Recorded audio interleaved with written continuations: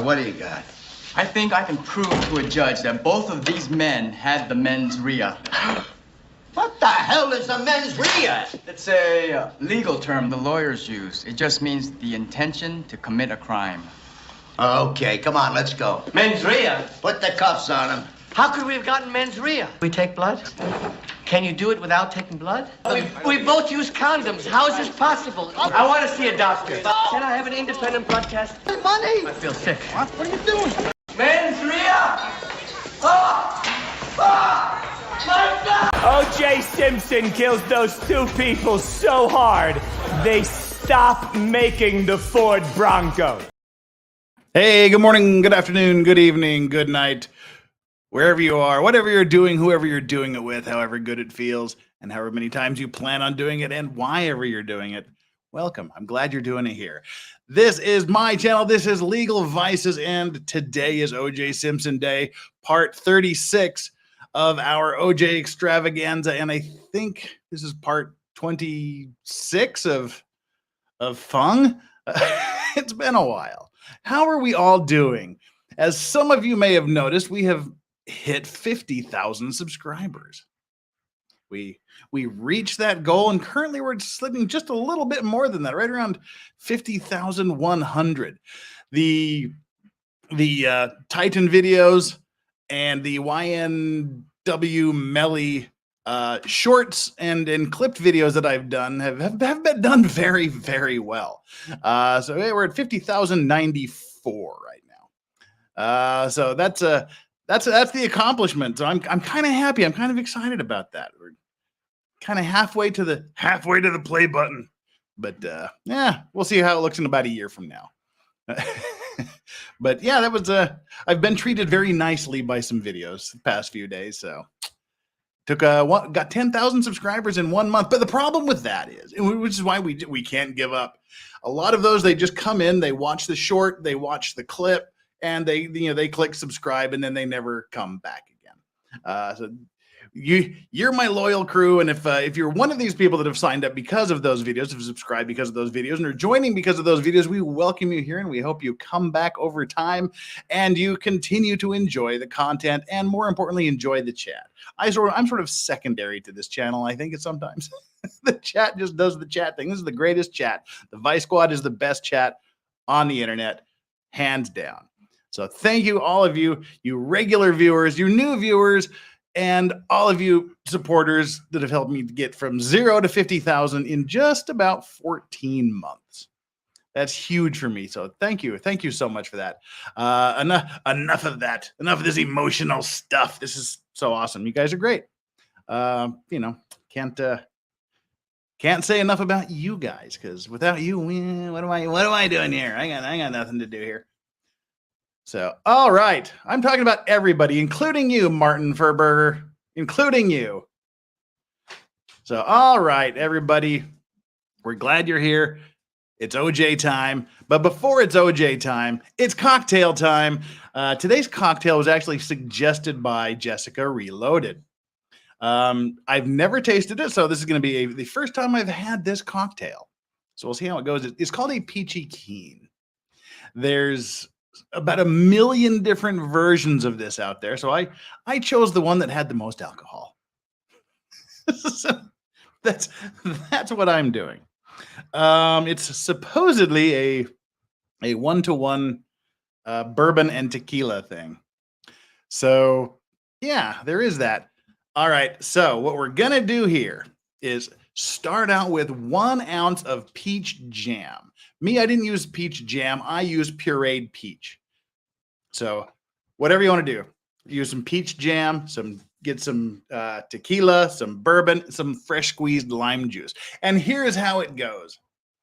Today's cocktail is the peachy keen.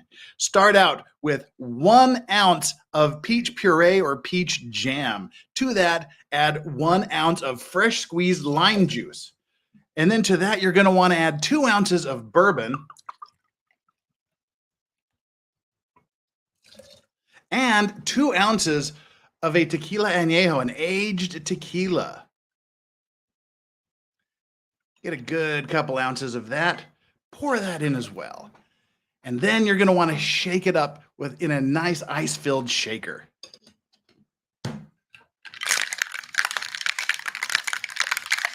Get it nice and cold.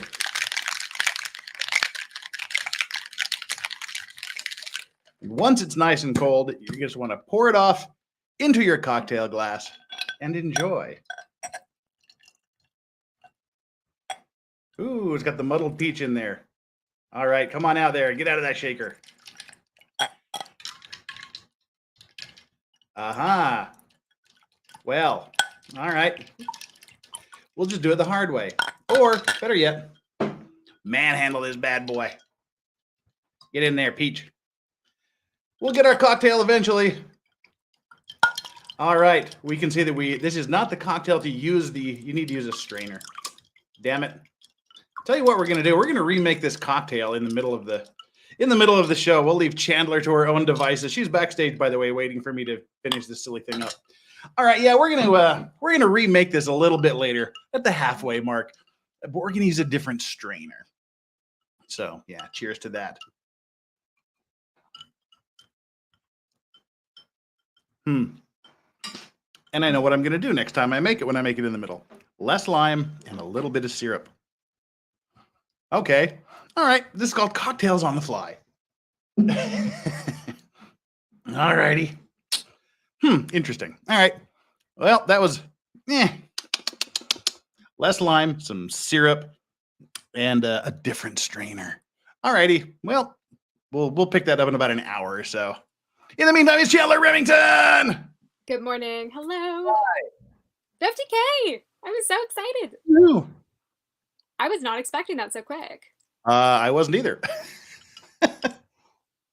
That was like kind of overnight because the last that I looked, you were like 47 something. Yeah, so, man. Past couple of days, it just kind of went up. Well, so cool. Hello, new Legal Vices viewers. Welcome. Assuming there are new, because like I said, most of these people just come in, they'll see the short or the whatever brought them to the channel, they'll just click subscribe and move on and never darken our doorway again. But I hope they do. Because we've got 50,000, but our viewerships, the average, all of that is just about where it was back at the 36,000 mark. So, yeah, people will come around or not, but you're all here, and that's the important thing. And you're here, Chandler, and that's the other important thing. Well, yes. Okay, well, today we get a full OJ show. That's we haven't had one of these for a while. I know, it's full been a while. OJ show. Nothing going on after. Week. It's It's been trials for the past several weeks, actually. So, yeah. A lot of melon. There we go. So what we've got coming up is some important things. Today, of course, is OJ. Tomorrow is the birthday stream.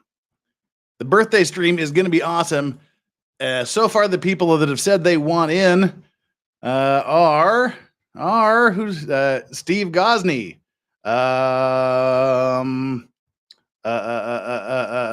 Nicholas Starr of Flux, if she can make it after work, if we go that long. Nina Infinity is a possibility. She said she wants to do it if she can. Joe, Good Logic. Legal Mindset should be here. LawTube Sean, potentially criminal. Megan Fox, Natalie Wisco, Ian Runkle, Meme Copium from Japan, may not be able to make it because he's going to be doing stuff. Lauren De Laguna, who got us age restricted on the last F at Friday stream, is going to be here, and many others. I said those are the ones that have said. Oh, and Chandler, and assuming you still want to be coming. I do. I have a train to catch. Yeah. So I will be on for as long as I can. It might not be very long, but I will definitely make an appearance and say happy birthday. And Hayden. Fabulous. And Hayden will be here, and yeah, Lincoln Kane has disappeared off the face of the earth. I've sent him a couple of emails, no response yet, but we'll have to see if he shows up. Well, I think 50K is an excellent birthday present. Well, I think so too. Well, how about you? What's coming up in your world? What's coming up in my world? I am taking a little mini vacation this weekend, and when I come back, I'm going to have a lot of YouTube stuff planned, but I am Not Yeah. exactly sure what all of that will be yet. I'm sure there's going to be some Sarah Boone stuff, some Zachariah Anderson stuff, and I had a couple other ideas in the works. But I will be workshopping stuff, and you will see more of me coming soon. Awesome. That sounds great. Sorry, I can't be more specific. I've been really focused on work and other stuff and kind of like getting things together for Montsuri. So I've been trying to really like hone in on that. But I am definitely planning on being more YouTube-y. So yeah, look forward to that.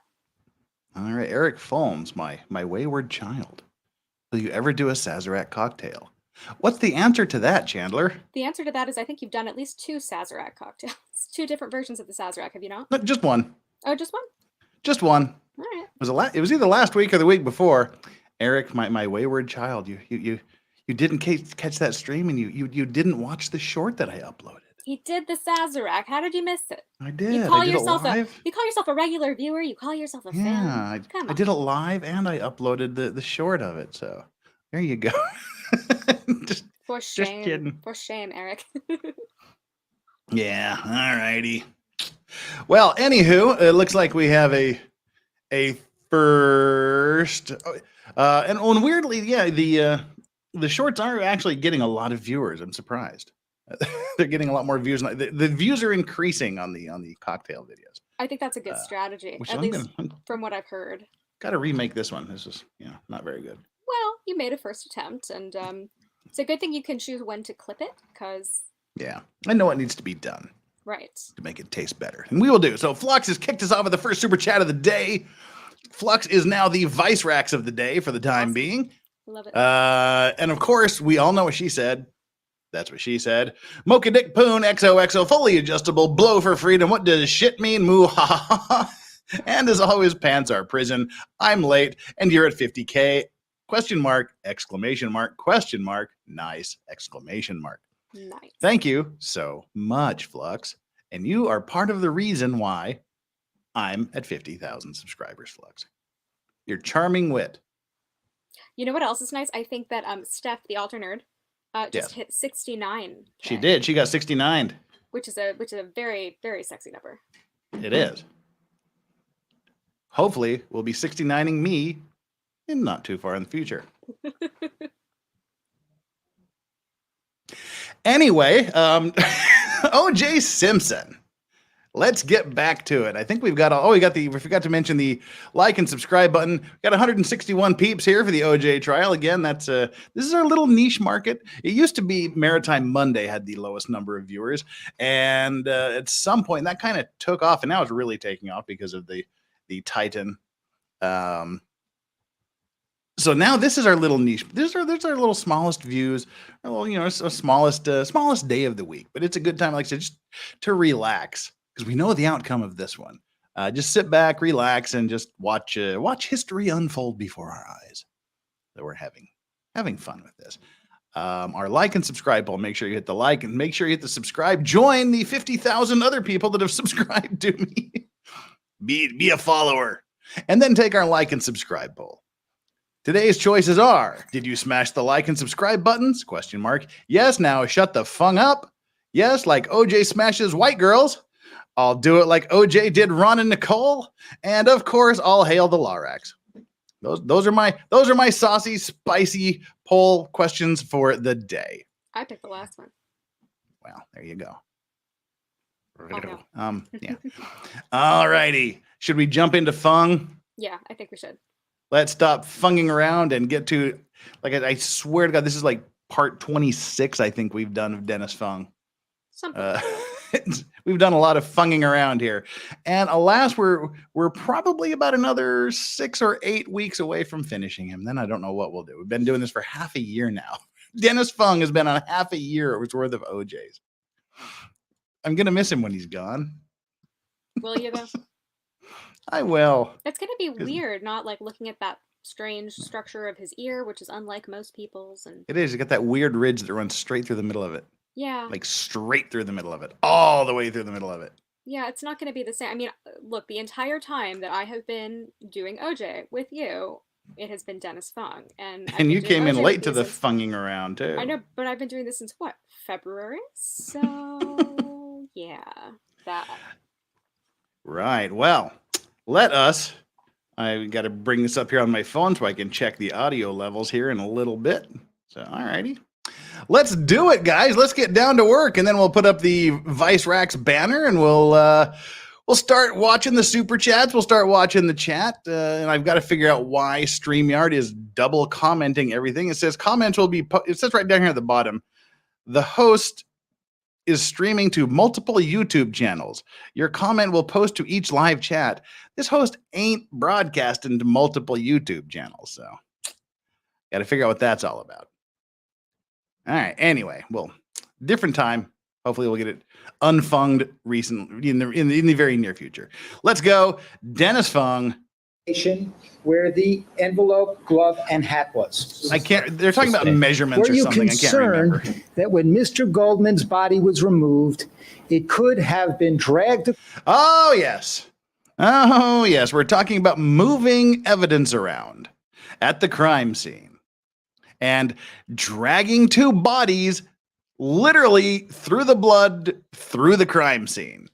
There's earlier on in his testimony, they showed where there was one picture of a bloody glove and other things, and then another picture that showed them in a different location. And what seemed to have come out is that they took pictures, they moved some of the evidence, drug the bodies through the crime scene, and then tried to put the evidence back basically where it was before. It seems that the defense thinks that might be problematic. That's what we're being questioned on. Across the area where the glove, the hat, and the envelope were found. Oh,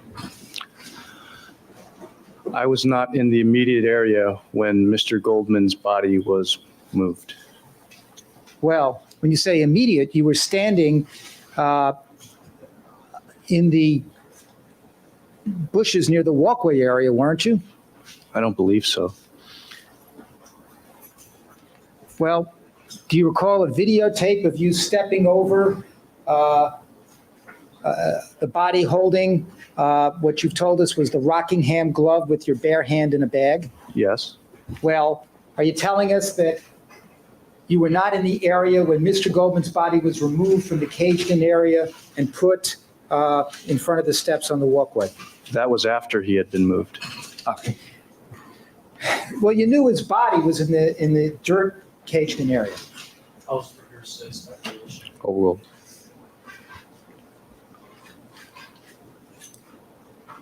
Yes.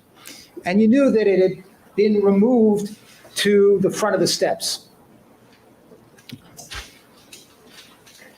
Yes.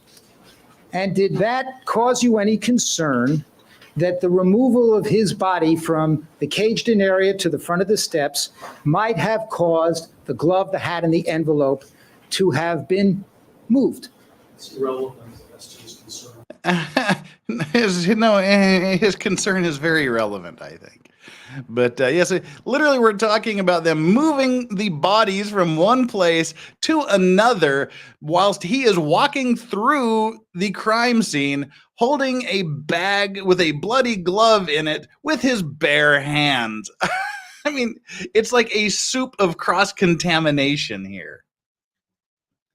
And Eric Fulm says, was Fung or any of the other CSI people charged with tampering with evidence? They weren't tampering with evidence. They were just fucking it up, to put it mildly.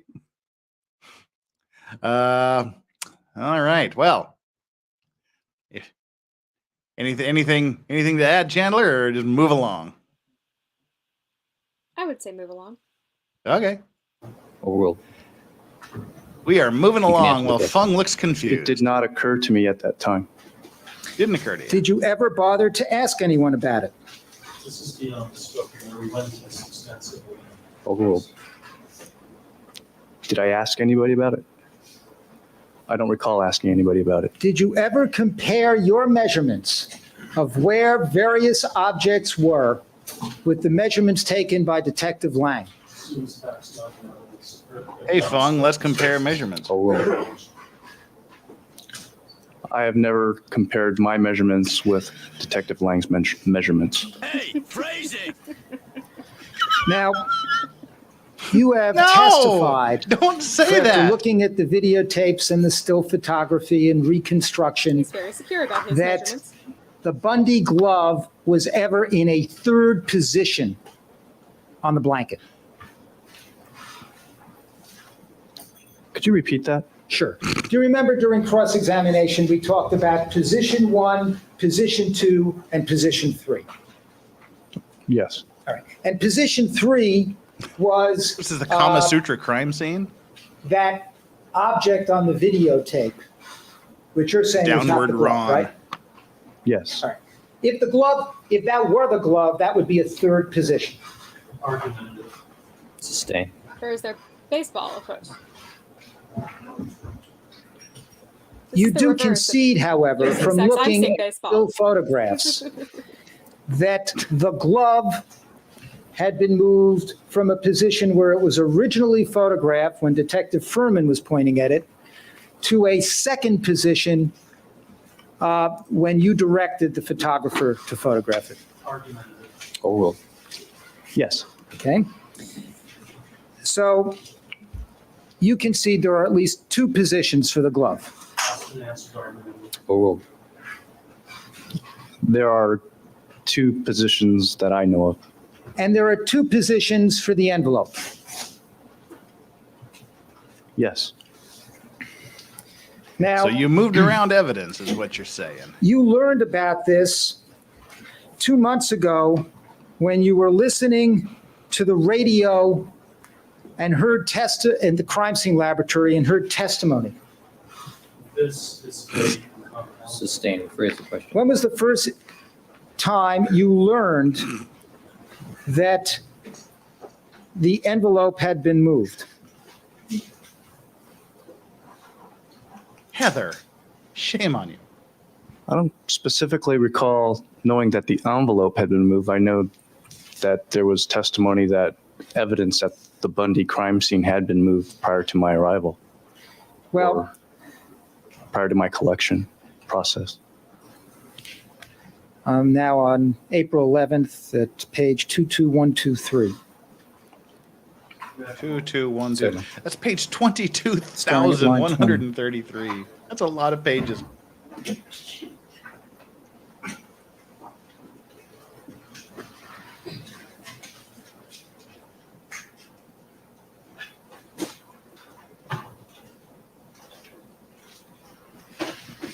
I don't know. Just looking at Peter Neufeld back there behind Sheck's right shoulder, I'm sort of feeling a Donald Sutherland impression coming on at some point today.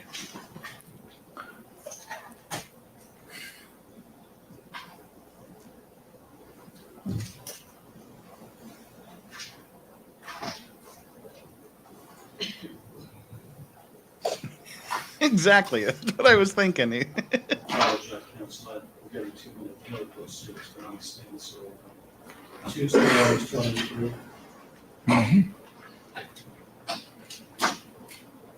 Yeah, which line? Starting at line 20. Question. What? Have a moment, Ron? Yes. The prosecutor needs a moment. I know that coffee is like way cold that Fung's drinking. Eric, you're pushing me. Don't make me do it. Don't make me do it, Eric. Don't make me.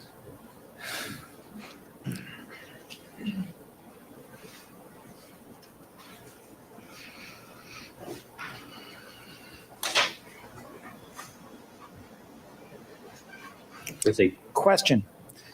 When did you first learn that the envelope had been moved from its original condition as it was found at the crime scene?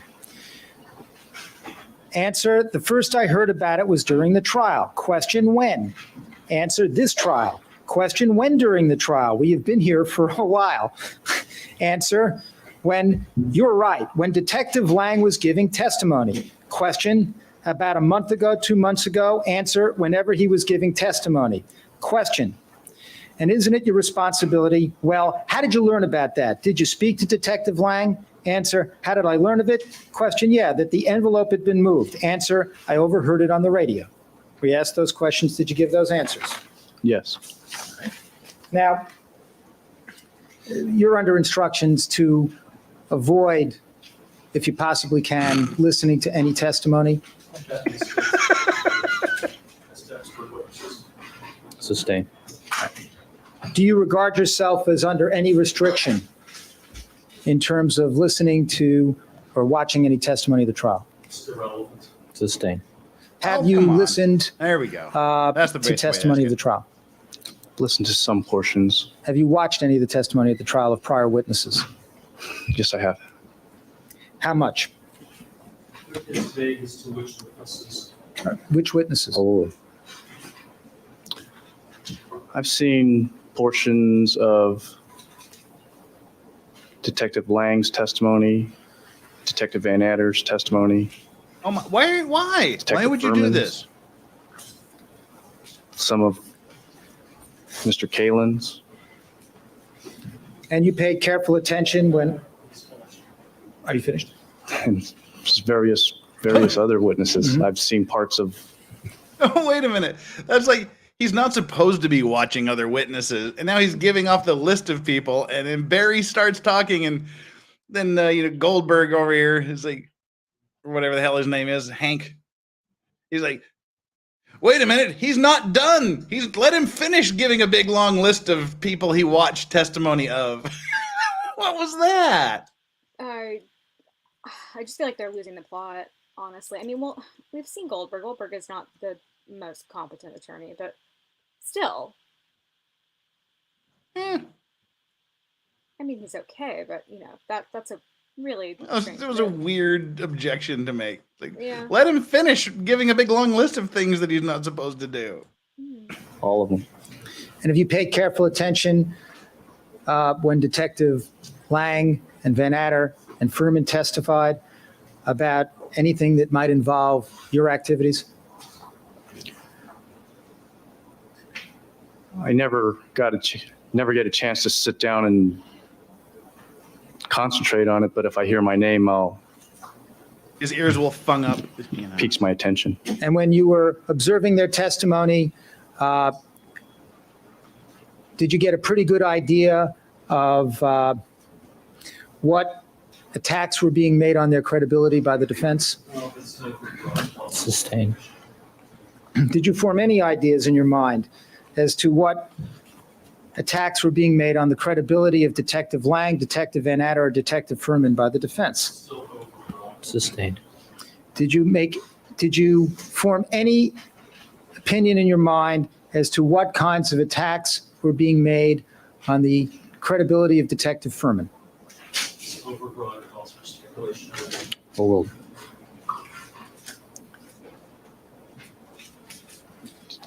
It seemed to me that his overall credibility was being questioned. Did you pay attention to any specific areas of testimony?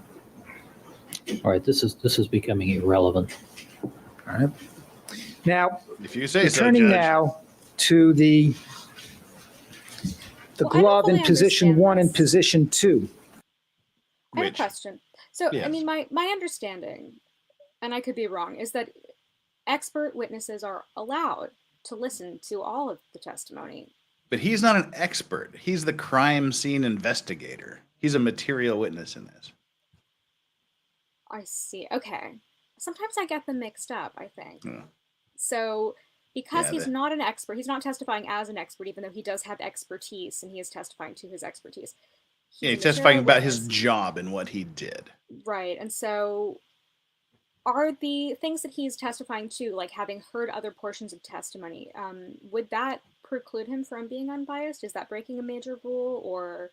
Well, that's where he's trying to go with this. You were watching other people. You saw how we attacked their credibility, so you were prepared for that, and now you're making your story match theirs, et cetera, et cetera.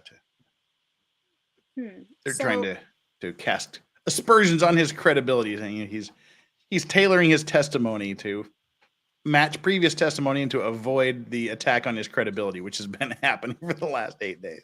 Well, but if he has listened to other testimony, then how far does that go in terms? Because obviously he stays on the stand for a pretty long time after this, so it's not like that's going to get him off the stand or disqualify him as a witness. But how far does that go in terms of creating problems because it seems like it's breaking the rules, but maybe not majorly. I can't really figure it out. Well, they're just trying to create doubt in the minds of the jurors. Aha, the cop has been watching the trial, so he's changing his testimony to suit the situation. I think that's where he's going with it. Okay, well let's see where he goes with this. I'm interested.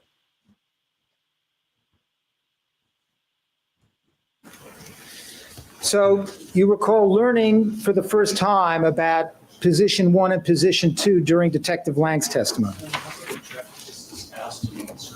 And it was beyond the scope. Why would you do that? Overruled. Yes. Now, on redirect examination, Mr. Goldberg asked you about your obligations to interview witnesses at the scene to find out what it was like before you arrived. Call that? Yes. Cancel page 23066 again at line 20. Question. All right, thanks.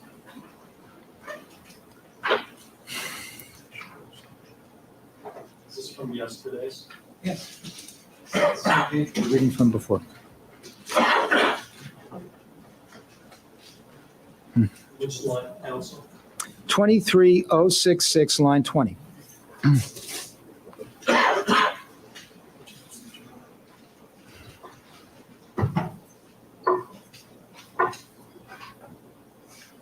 Question. Now, is it your job as a criminalist to start interviewing witnesses for the purposes of determining what the crime scene was like when they arrived? Answer, no. Question, whose job is that? Answer, that is the investigating officer's job, the detectives. Were you asked that question, did you give that answer yesterday on redirect? Yes. Now, isn't it true that you just gave that answer because the prosecution wanted you to say it, even though you knew it isn't, you know it's not true? Ooh. It isn't my job to interview witnesses. Do you have a habit, sir, of when you testify, of going along with whatever suggestions the prosecution makes to you? Sustained. A little bit badgering and argumentative, yeah.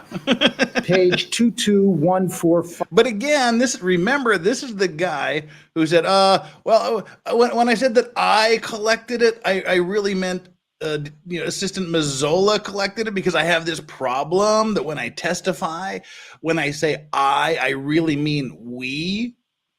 So that's just opening up to all these. So do you have this problem that when this happens, this is what you really mean? Does this happen that you'll testify about anything? He opened himself up by saying dumb shit like that.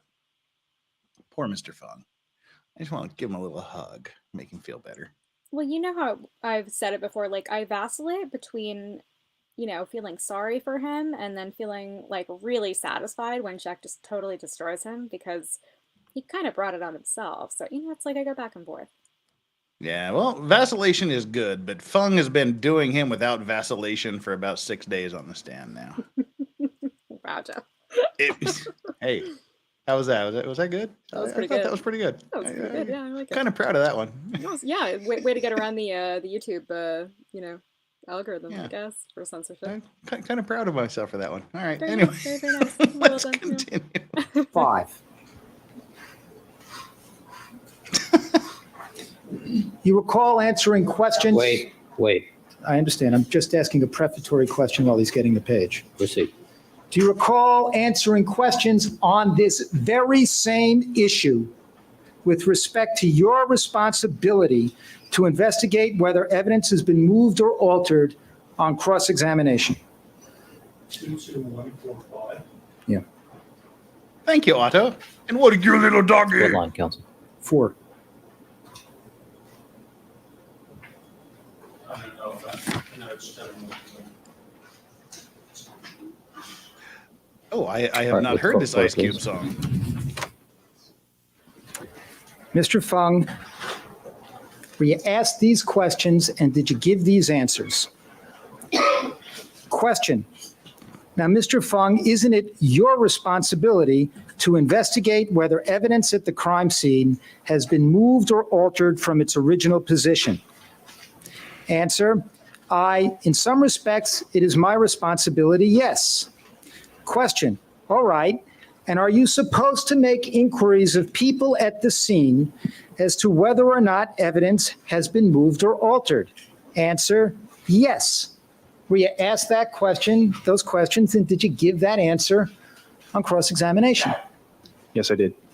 But when Mr. Goldberg asked you questions on redirect yesterday, you said that it is not your job to interview witnesses for purposes of determining what the crime scene was like when they arrived.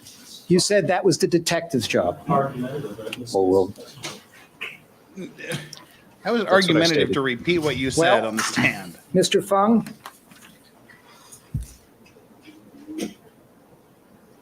Is this a change in your testimony now, your position on redirect? Johnny's just chuckling at Sheck, and they caught it on camera. He's just smirking and laughing.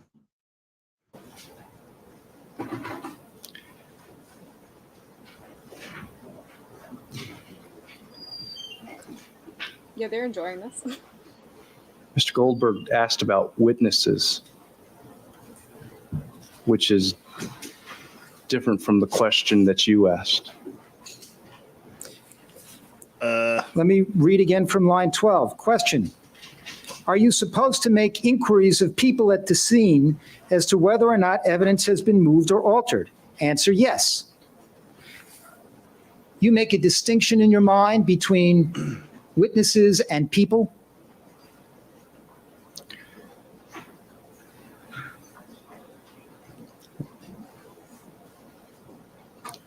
Witnesses would not include the investigating officer, or the detective, in my mind. Would it include the representatives from the coroner's office?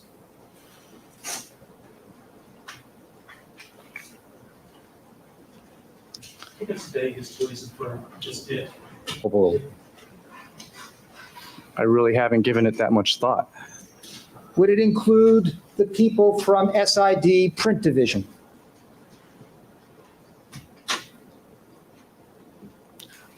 I wouldn't consider them witnesses, no. Would it include the photographers from SID? I wouldn't consider them witnesses either.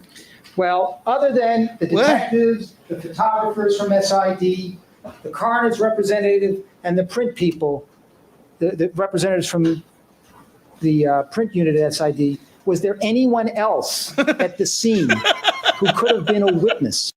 He's just literally gone through everyone, so I don't think they're witnesses. He's not talking about witnesses to the murder, you dipshit. He's talking about witnesses at the crime. Like, have you, as a person at the crime scene, witnessed any evidence being moved?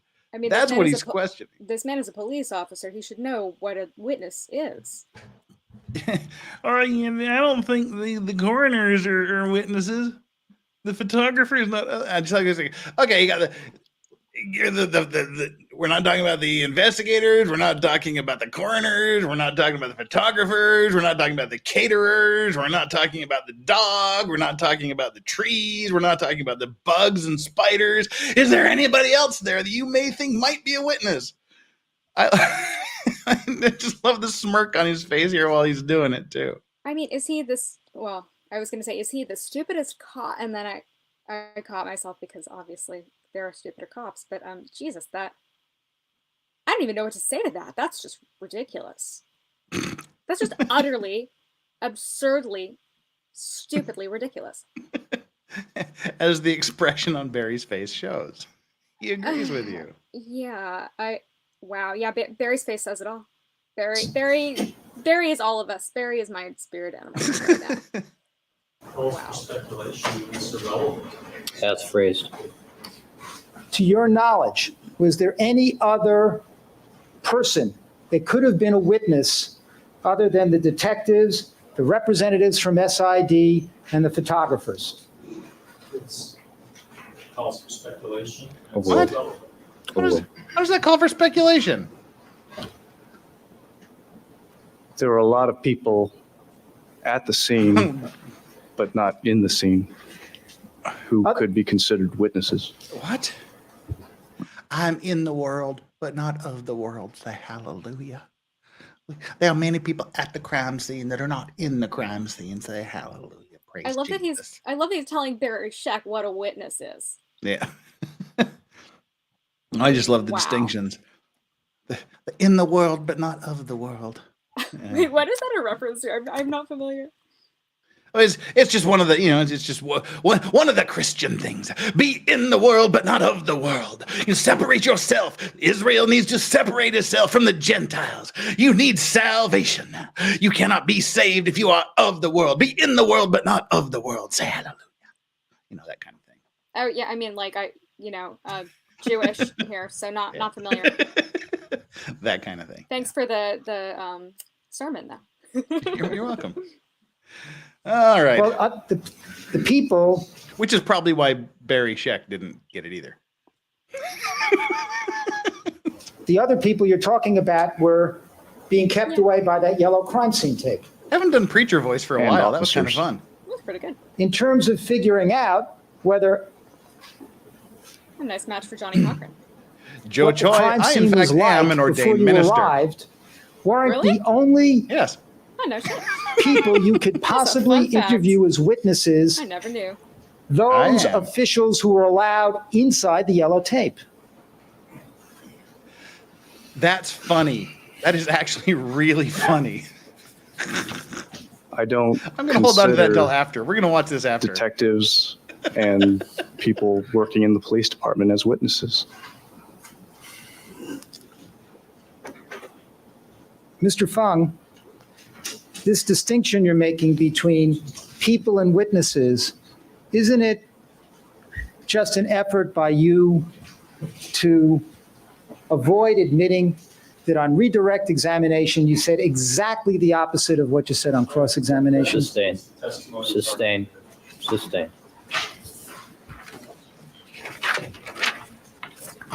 Now, in terms of your responsibilities,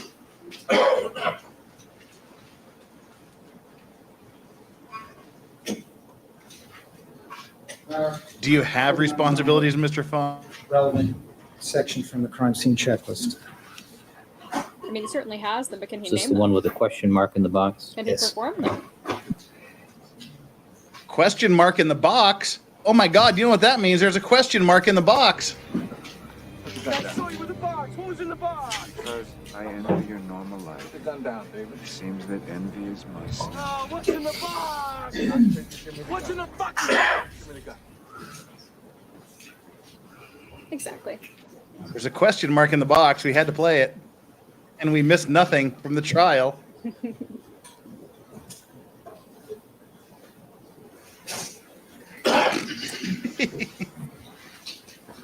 Aiden, challenge accepted.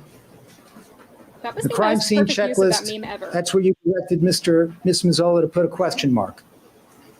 I didn't direct her to put a question mark there, but one was put there. I'm sure you didn't previously testify that you directed her to put a question mark there because you realized when you got to the scene that you saw Miss Nicole Brown Simpson's body on plastic. Oh, no.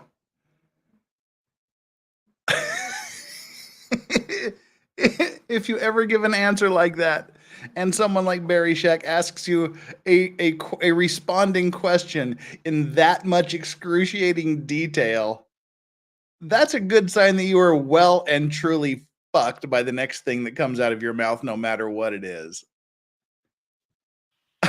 Yep.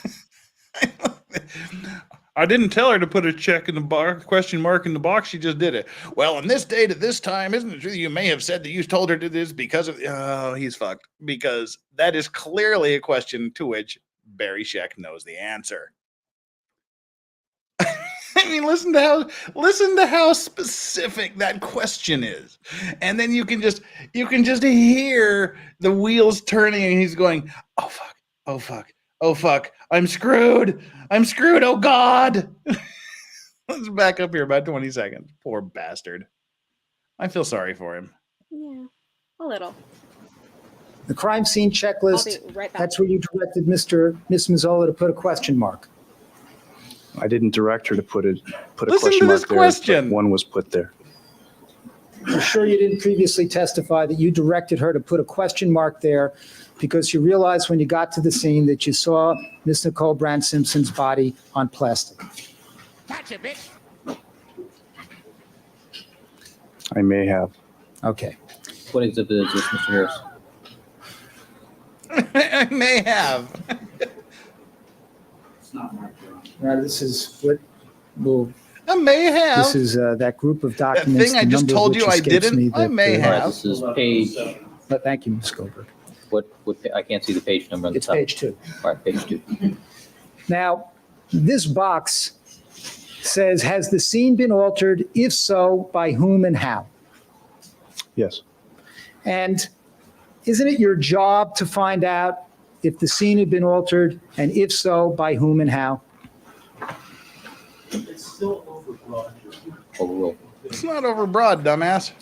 I know you're trying to save Fung's life, but it ain't In working. some respects, it is. And you have known now, since you heard Detective Lang testify, that the glove and the envelope were in 2 different positions. Asked and answered. Overruled.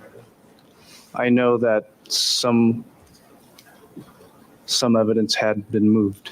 Well, you know, you've agreed, have you not, that the glove and the envelope were in 2 different positions. Yes. Yes. To your knowledge, sir, since you have discovered this, have you conducted any investigation as to who might have put the glove and the envelope back into a second position? I have not conducted an investigation. No. To your knowledge, has anyone conducted such an investigation? Wait a minute, that seems passed on the resolution. Overruled. The question is the answer. Overruled. Please repeat the question. To your knowledge, has anyone conducted such an investigation? Calls for speculation. Overruled. To your knowledge, do you know if anybody has? Yes or no? No. Proceed.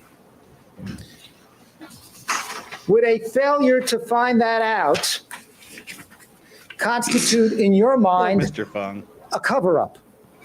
Your Honor, it's argument. Sustained. You told us about your definition of covering up. Yes.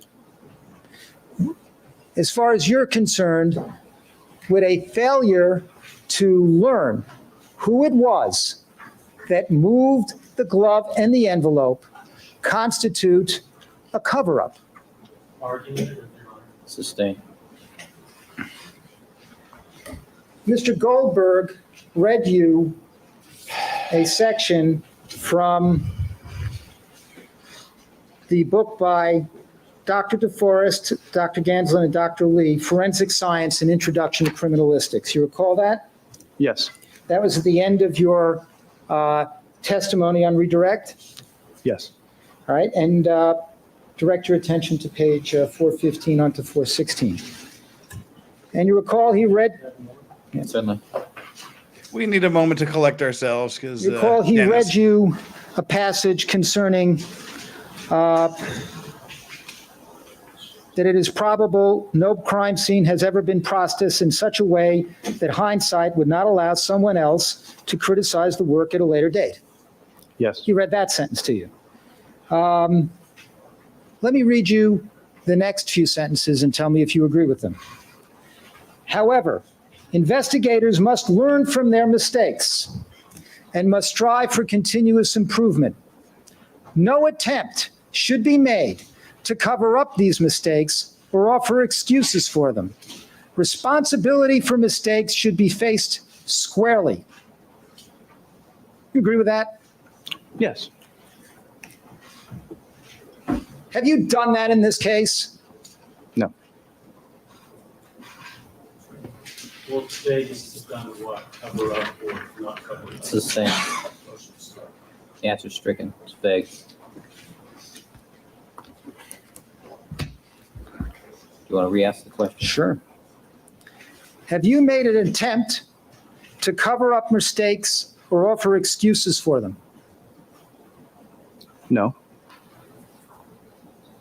Have you met your responsibility to face mistakes squarely? believe I have. And as far as you're concerned, Oh dear. if you had any knowledge whatsoever as to who moved the glove in the envelope, you would have no hesitation to come forward and tell us. Oh dear. I would not, if I had knowledge of it, I would have no hesitation, no. Now, let us turn, sir, to the videotapes that we saw in redirect examination of you and Miss Mazzola entering and leaving the Rockingham location on the afternoon of June 13th. Now, prior to testifying at all at this trial, had you seen a video of yourself and Miss Mazzola when you leave Rockingham and put the valise and the paper bags into the rear of the crime scene truck? Prior to beginning your testimony at this trial, did you see that segment? I've seen it, yes. And when you testified initially, you said that you carried the blood sample out in either a paper bag, a posse box, or by itself in your hand, but you thought that last possibility was unlikely. Yes. And part of that testimony, I take it, was based on reconstructing from the first videotape that you saw before you testified.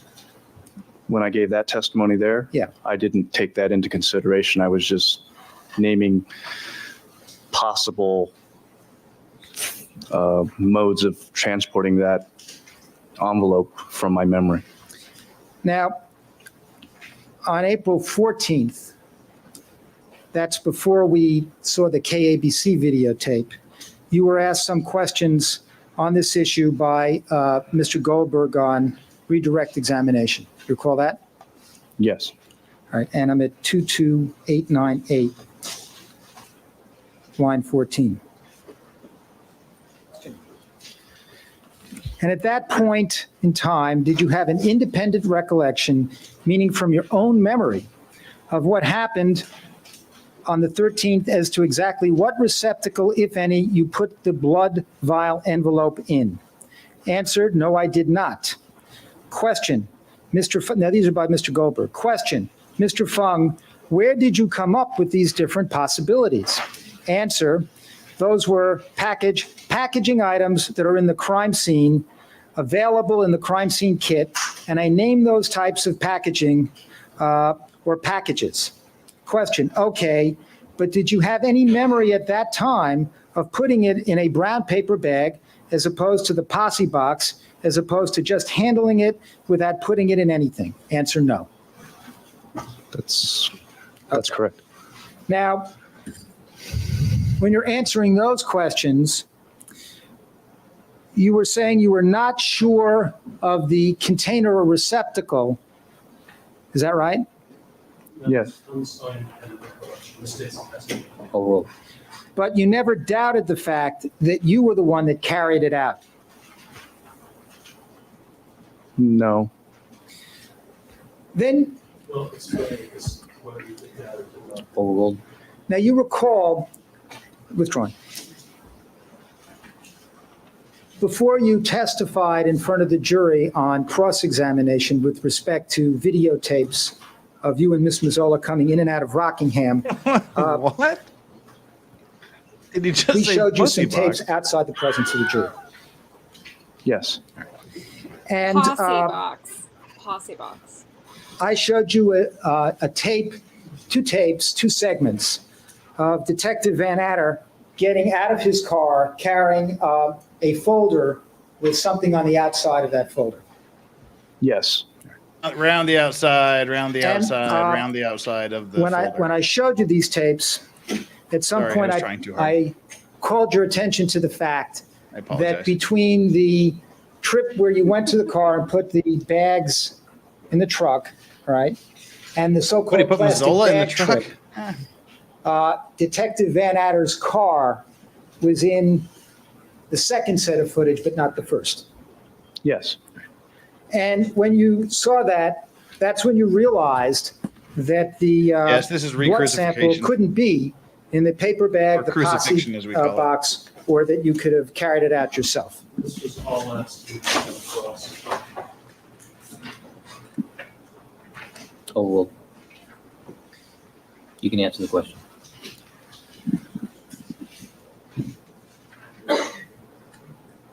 It wasn't at that point that I realized it. Well, it was when you were watching these videotapes that you realized it? No. It was sometime in the morning when I woke up that had occurred to me. Well, the afternoon before you woke up, you had seen some videotapes of yourself and Miss Mazzola leaving? Yes. Ooh. So your memory in this morning when it came to you was jogged by your viewing of the videotape. Well, today is whether it was a memory or a reconstruction. Overruled. Well, I started thinking about it more and more and more, and things started coming back. Well, on redirect examination, did you not testify that you still have no independent recollection of placing the blood sample envelope in a trash bag? That's correct, and I still don't. Right.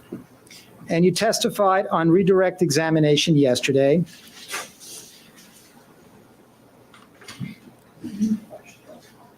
that it's possible other things that you collected that afternoon could have accounted for the heft inside that plastic bag. The heft could have been a body, too. Otto asked, is Barry Sheck still alive? Yes, he's still very much alive. And once we finish with the Dennis Funging here, I'm going to go on a desperate mission to get Barry Sheck on the show. The chances are probably statistically zero that that will happen. But I'll give it a good crack because, hey, It'd be worth trying. That would be incredible. If I don't try, it won't happen for sure. But, you know. Exactly. Yeah, your chances will be zero. But if you try, there's more than none chance. Exactly. Mm-hmm. And yes, he's still alive. He and Peter Neufeld, the Donald Sutherland guy behind him, they are the founders of the Innocence Project, and he is still there at the Innocence Project. So there you go. They do great work. And Madita Finn. Sorry, it looks like, depending on which screen I look at, it looks like 3 different words. Matita Finn says, Jesus, give Jeff a watch. He earned it. Like I said, that's really funny. We'll address that later. JKD Buck. The tortoise lays on its back, its belly baking in the hot sun, beating its legs, trying to turn itself over, but it can't. Not without your help. But you're not helping. Why is that, Dr. Fung? That's funny to everyone except Chandler, who hasn't seen Blade Runner. Yes, I have. I was just not thinking. I was literally like, When did you watch Blade Runner? I've watched Blade Runner several times. Oh, I thought Blade Runner was one of those shows you had never seen that we were chastising you for. Jeff, it's a movie. It's a movie. What made you think it was a show? Have you even seen Blade Runner?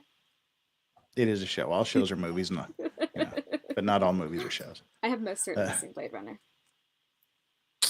All right. I haven't seen Dune. But I have seen Blade Runner. Yeah, well, okay. So now Eric Hundley is the last person I know that hasn't watched Blade Runner. Come on, give me a little credit here. Yeah, Just a tad, just a little. Anyway, enough of the. I thought it was also Chandler because, like, Chandler, she hasn't an extensive knowledge of movies, but she has these weird major gaps in her viewing. So I thought that was one of them. Well, because I know a lot of stuff that's really obscure, and like she's never watched the Godfather movies. That's not true. I've seen other Godfather movies. What's wrong with you, Jeff? just saying. You gotta give me a little bit of a break for reasons. All I've had today is like 6 gummy bears and some scotch. You're celebrating 50K. You just turned 70. I'll give it to you. And all I've had today is like 6 gummy bears and some scotch.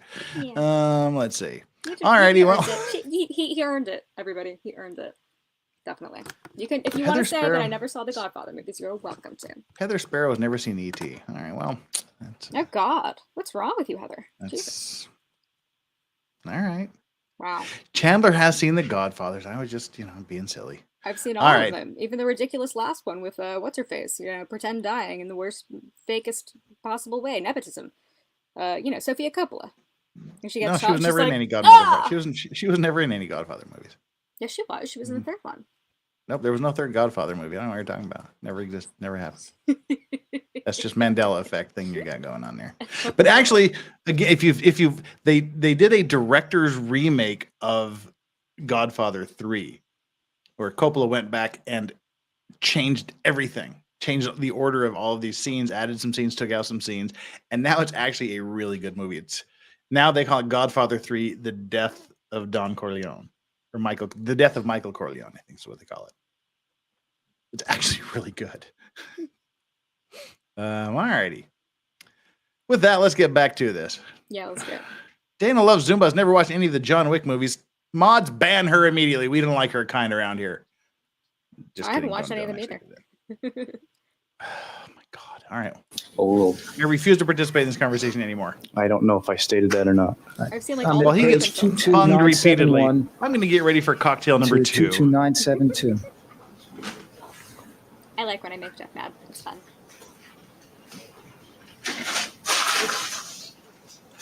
I've poked the side bear, ladies and gentlemen.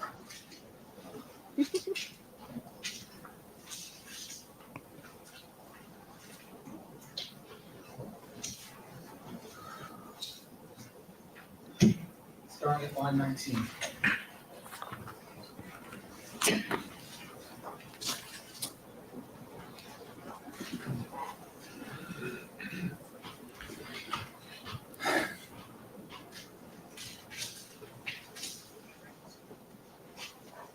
Flux, you haven't seen E.T. or Blade Runner. Wow, we need to get on that. We need to do like a... You need to come in on one of our movie nights. You'll have to join us. You need an education.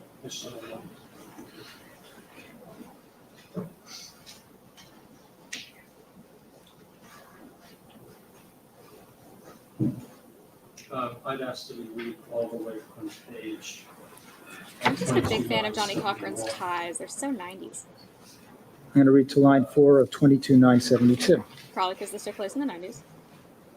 No, I'd ask that you read all the way down to line 24 to everything in context on page 22. Just with the court reporter. question, Mr. Fung, do you have an independent recollection as you sit here today of placing the item that you received from Detective Van Adder, the envelope, into a plastic bag? Answer, not an independent recollection, no. Question, okay. And when you looked at the scene of Andrea Mazzola taking the plastic bag out of the location, was there anything that you collected between 5 o'clock and when you left with Andrea Mazzola that could have accounted for the heft in that bag other than the envelope? Answer, possibly. But it is most likely that the envelope was in that bag. Yes. Okay. Now,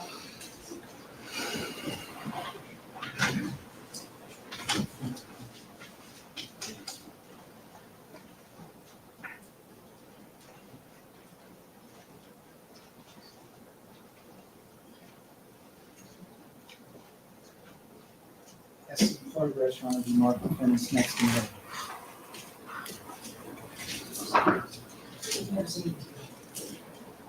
Mr. Goldberg?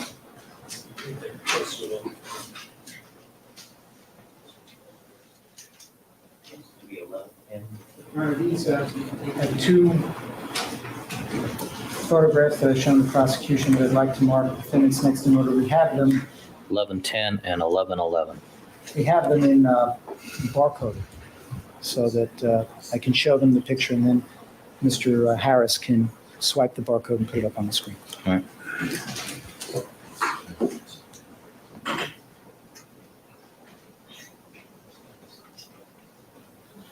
What has he done? Has he brought out the big book of Fung's lies? What was that?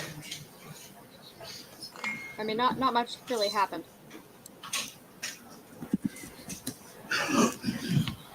Now,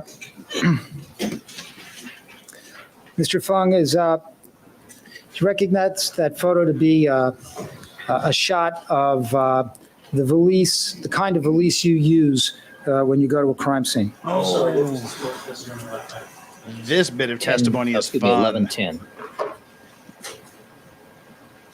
That is one type that is used. Is that the type that you carried on that day?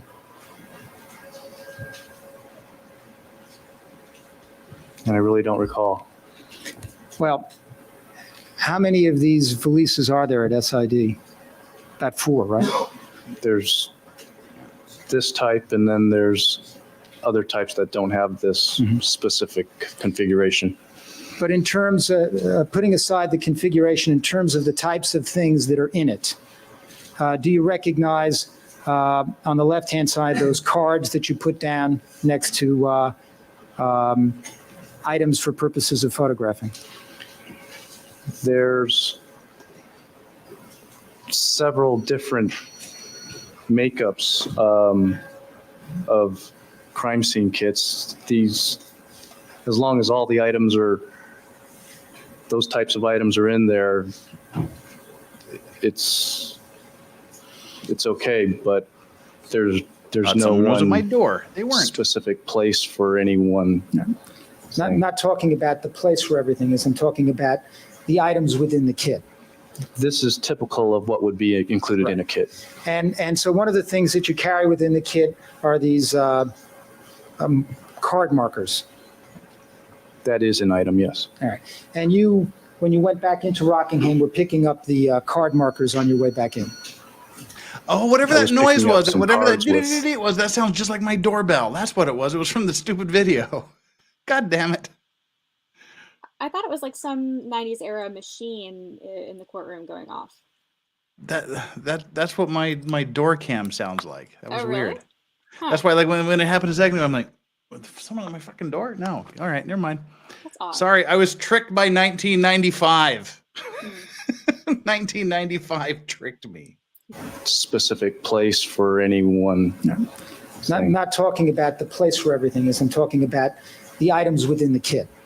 This is typical of what would be included in a kit. And so one of the things that you carry within the kit are these card markers.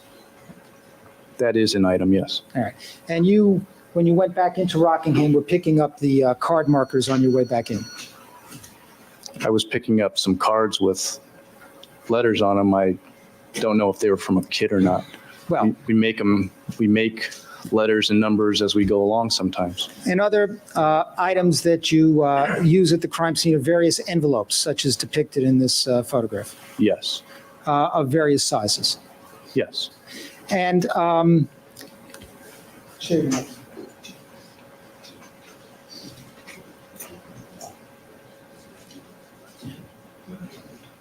this would be 1111.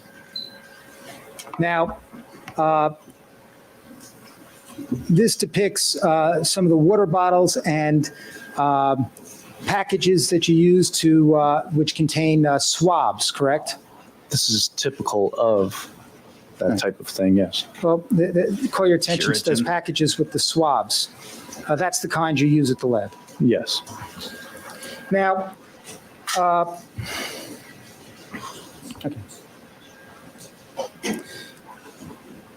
Now, when you went back into the house,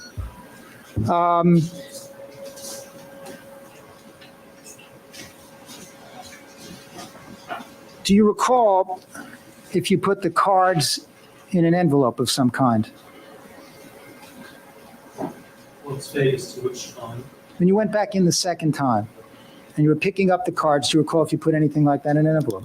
I don't know what I did with those cards. I may have thrown them away. Did you retrieve any packages of materials? We've only had one today. You might have left from we your work wouldn't at the have crime a scene. we wouldn't have a bang or anything. We've only had one super chat today, and that was from. I don't recall if I did or not. Well, you recall, with Warren, you've Hey, one testified super chat. that after you got the envelope from Detective Van Adder, you asked somebody to get you a trash bag. I asked somebody to get me a bag so that I wouldn't have to carry the envelope out in plain view of the media. Oh. And you were given a trash bag. And I was given a trash bag, yes.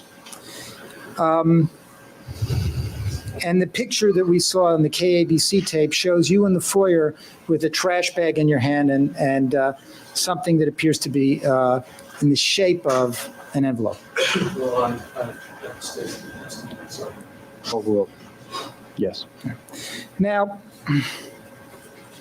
after you got... So I think that's the first time he's ever answered a question yes, and that was it. The envelope containing Mr. Simpson's blood sample from Detective Van Adder, you said you opened up the envelope and inspected the vial.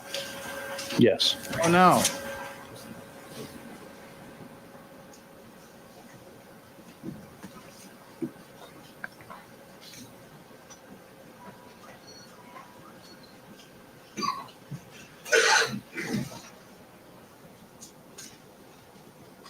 All right, ask that this be marked defendant's next in order.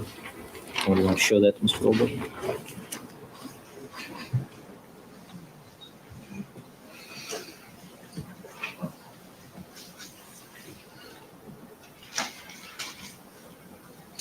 Well, while court is sorting itself out, we did get a super chat from Chaos Coordinator for 10 pounds who has taken away the vice racks from Flux. 50K subs, yay! Next goal, 100K. Baldo, oh, and we got to do the gunshot for some reason.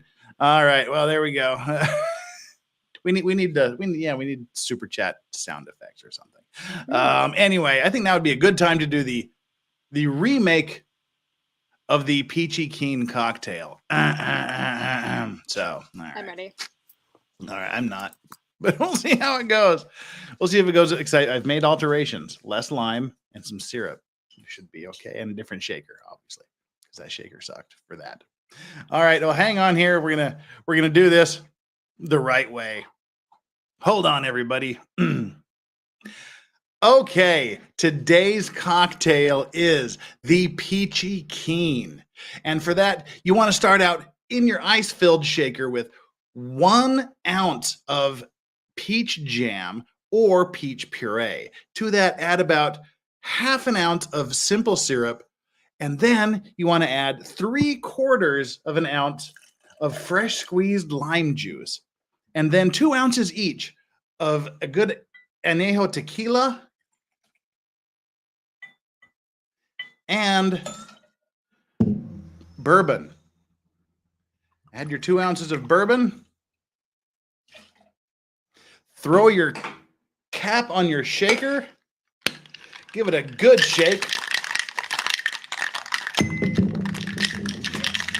Give it a good shake so you don't break stuff. Get it nice and cold. And then strain it into your glass, which I'm going to get in just 1 second. God damn it. I'll be right back. Hang on. Entertain the masses, Chandler, while I'm gone. God damn. Well, hello. How's it going? I was not prepared to entertain the masses.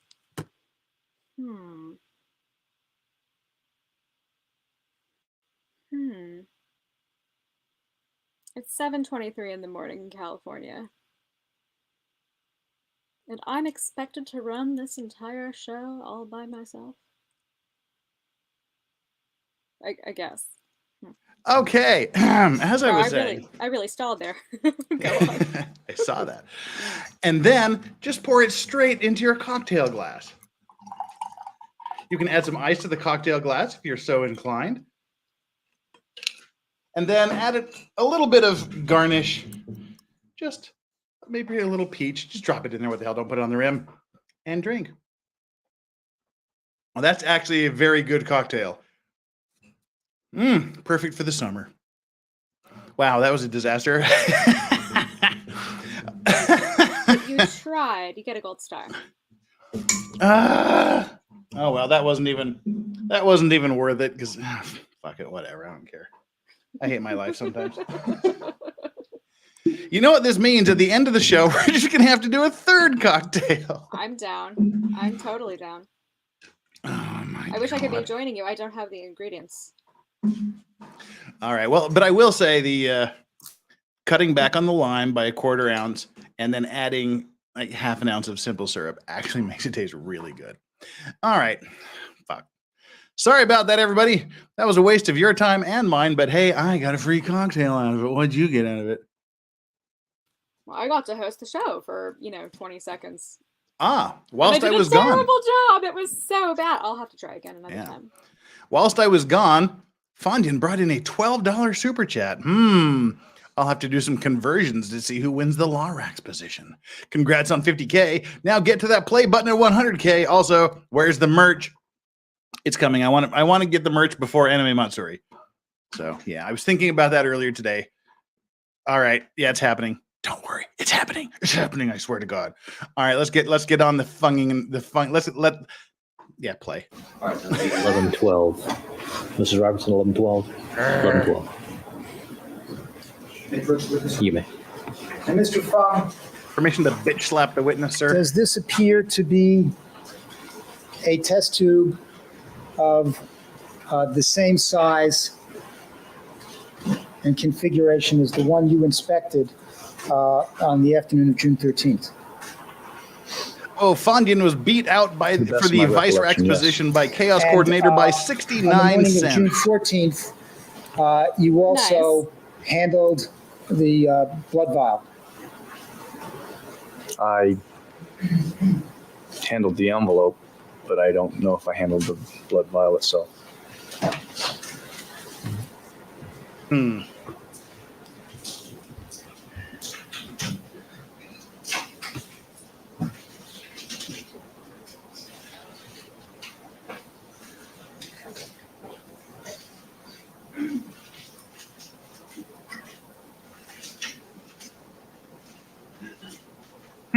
Everybody's clearing their throats. That's why I may as well do it too. Testimony at the preliminary hearing at page 78.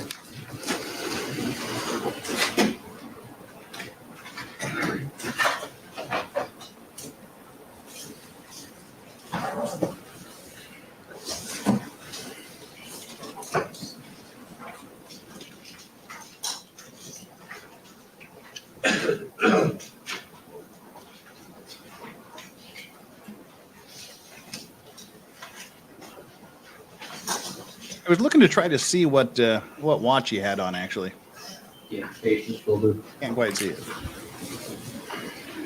Yeah, what lines from what line? Yes, it is. That's why he's the Vice Rax. Line 26. Oh, I'm really curious about the watch. I bet Barry Sheck has a nicer watch than Dennis Fung does. This isn't inconsistent. Refreshing the witness's recollection. It's not how to do it then. All right. Let me may I approach. You may.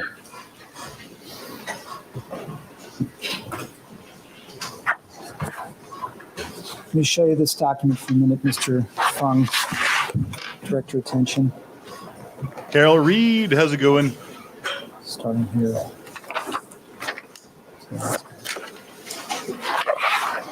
Hey, Casio calculator watches are cool.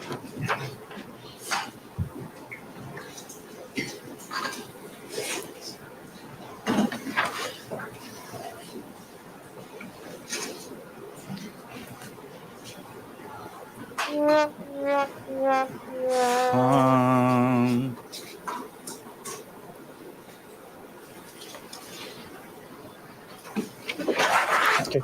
Now, having read that, is your recollection refreshed that you handed the blood sample to Mr. Yamauchi on the morning of the 14th?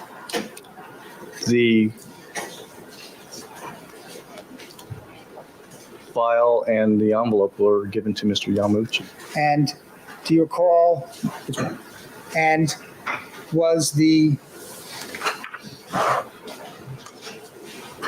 vial pretty much full? Chinese guy blaming it on the Japanese guy.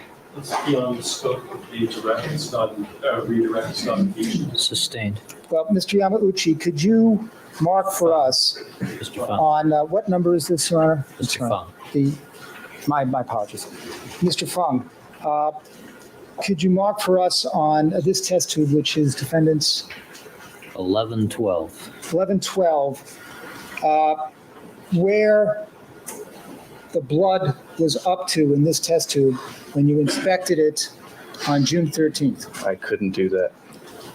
Well, Your Honor, I make a motion to strike, because this is beyond the scope of the. Sustained.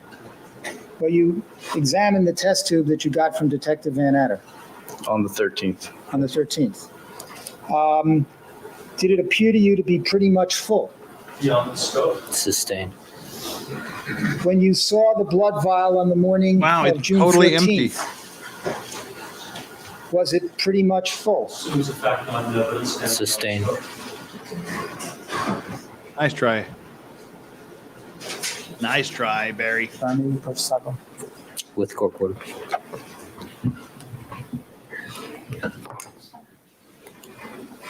All right, thank you, counsel. Proceed. So it's your testimony that you can't tell us, sir. Your Honor, I object to continuing. Sustained. I just want to ask this one question, Your Honor, about his I recollection. sustain the scope objection, counsel. Never mind then. Moving right along. Now, That's why you're the when you were judge in the and foyer I'm the area law talking during guy. this period, you saw a number of detectives come in. I saw detectives come in, yes. Detective Furman, I don't recall. you saw Detective Furman coming in wearing a coat. Rephrase the question. When you were in the foyer area Thank you for on pronouncing your that second correctly, trip, you Barry. saw Detective Furman walk Foyer into is one of my the, triggers. Based on videotape? Yes. Yes. It's not a foyer. So annoying. Now, you testified on the redirect examination on the 14th that, I'm at 22925, line 18.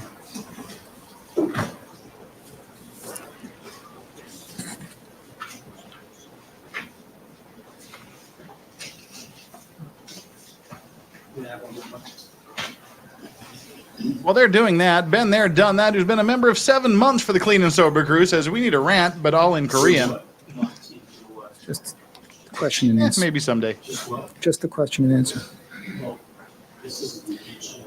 No, I'm just calling his attention to his testimony. Proceed. Were you asked by Mr. Goldberg, recall being asked by Mr. Goldberg, question, did you ever say anything, make a point to say anything about the vial?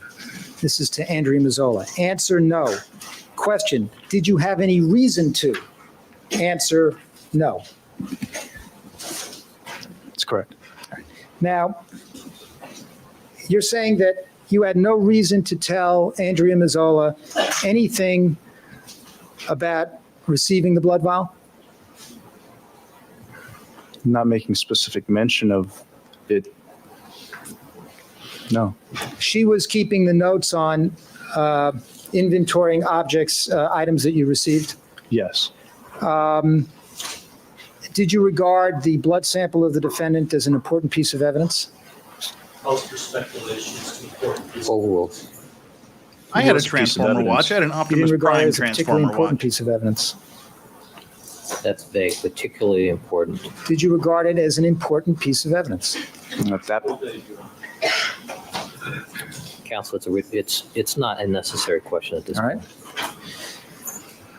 Was there any other piece of evidence that you collected that you didn't mention to Andrea Mazzola on June 13th? Overruled.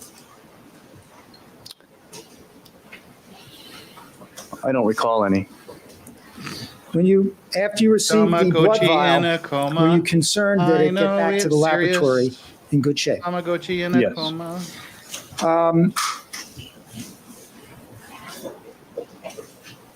Now, when you didn't have anything in your hands when you walked out the second time from Rockingham? In the second videotape, no. You could have carried it. Yes. And the vial is breakable, isn't it? Yes. If it broke, it could have spilled, blood could have spilled and been potentially dangerous to your health. Potentially. And you saw in the videotape where Miss Mazzola is carrying that plastic bag and it's swinging and hitting shrubs and other things as she's walking to the truck. Sustained. I was, but it was Now, Tamagotchi in Was there, did you have a reason to keep this a secret from her? Sustained. Is there a reason that you did not tell her that you were putting a blood vial in a trash bag for her to carry out of the residence? No. Is it the custom and practice at LAPD to give important fragile items of evidence to criminalists in trash bags and not tell them what they're carrying? Sustained. Is it your custom and practice to give fragile items of evidence to criminalists in trash bags and not tell them what they are carrying? Sustained. No. Sustained. No. Sit down. Ooh, Proceed. that was a whole sit down. Now, That was a whole sit was down there from a Judge Ito. reason that you did not? The envelope says refrigerate on it, doesn't it? Yes, it does. But it's your testimony that you now have an independent recollection that you took the plastic bag containing the envelope and put it on just left it on a table in the evidence processing room. Sustained.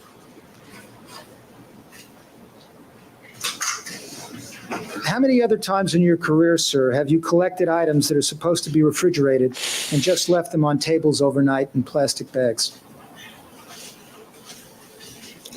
I don't have any specific recollection to that. Now, you recall during cross-examination that you saw a videotape of your bare hand grasping a paper object. Yes. And it's still your position that that was not the envelope containing prescription glasses. Yes, it is. I'm sorry? That's my position. That's your position.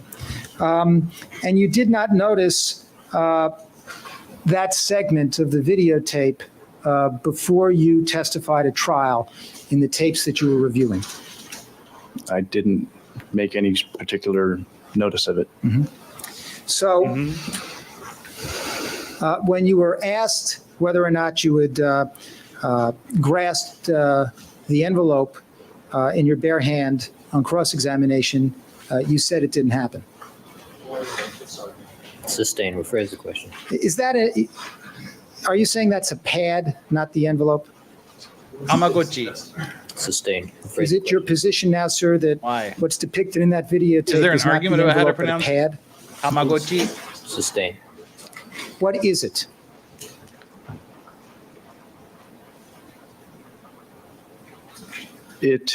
I don't know what it is, but it's not the envelope containing those glasses. It may be a bag, it may be other packaging material from the crime scene kit. And after you saw that videotape of your hand on the item, you said, after examining it carefully, that you were even more sure in your mind that it is not the envelope because we did not start picking up evidence until well after the coroners were gone. Sustained.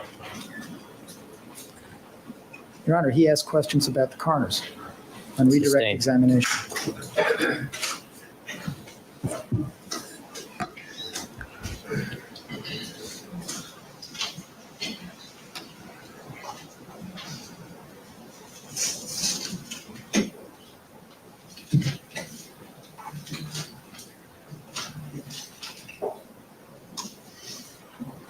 Now, after you saw videotape showing the coroners present at the scene when Miss Mazzola was picking up the hat and the glove.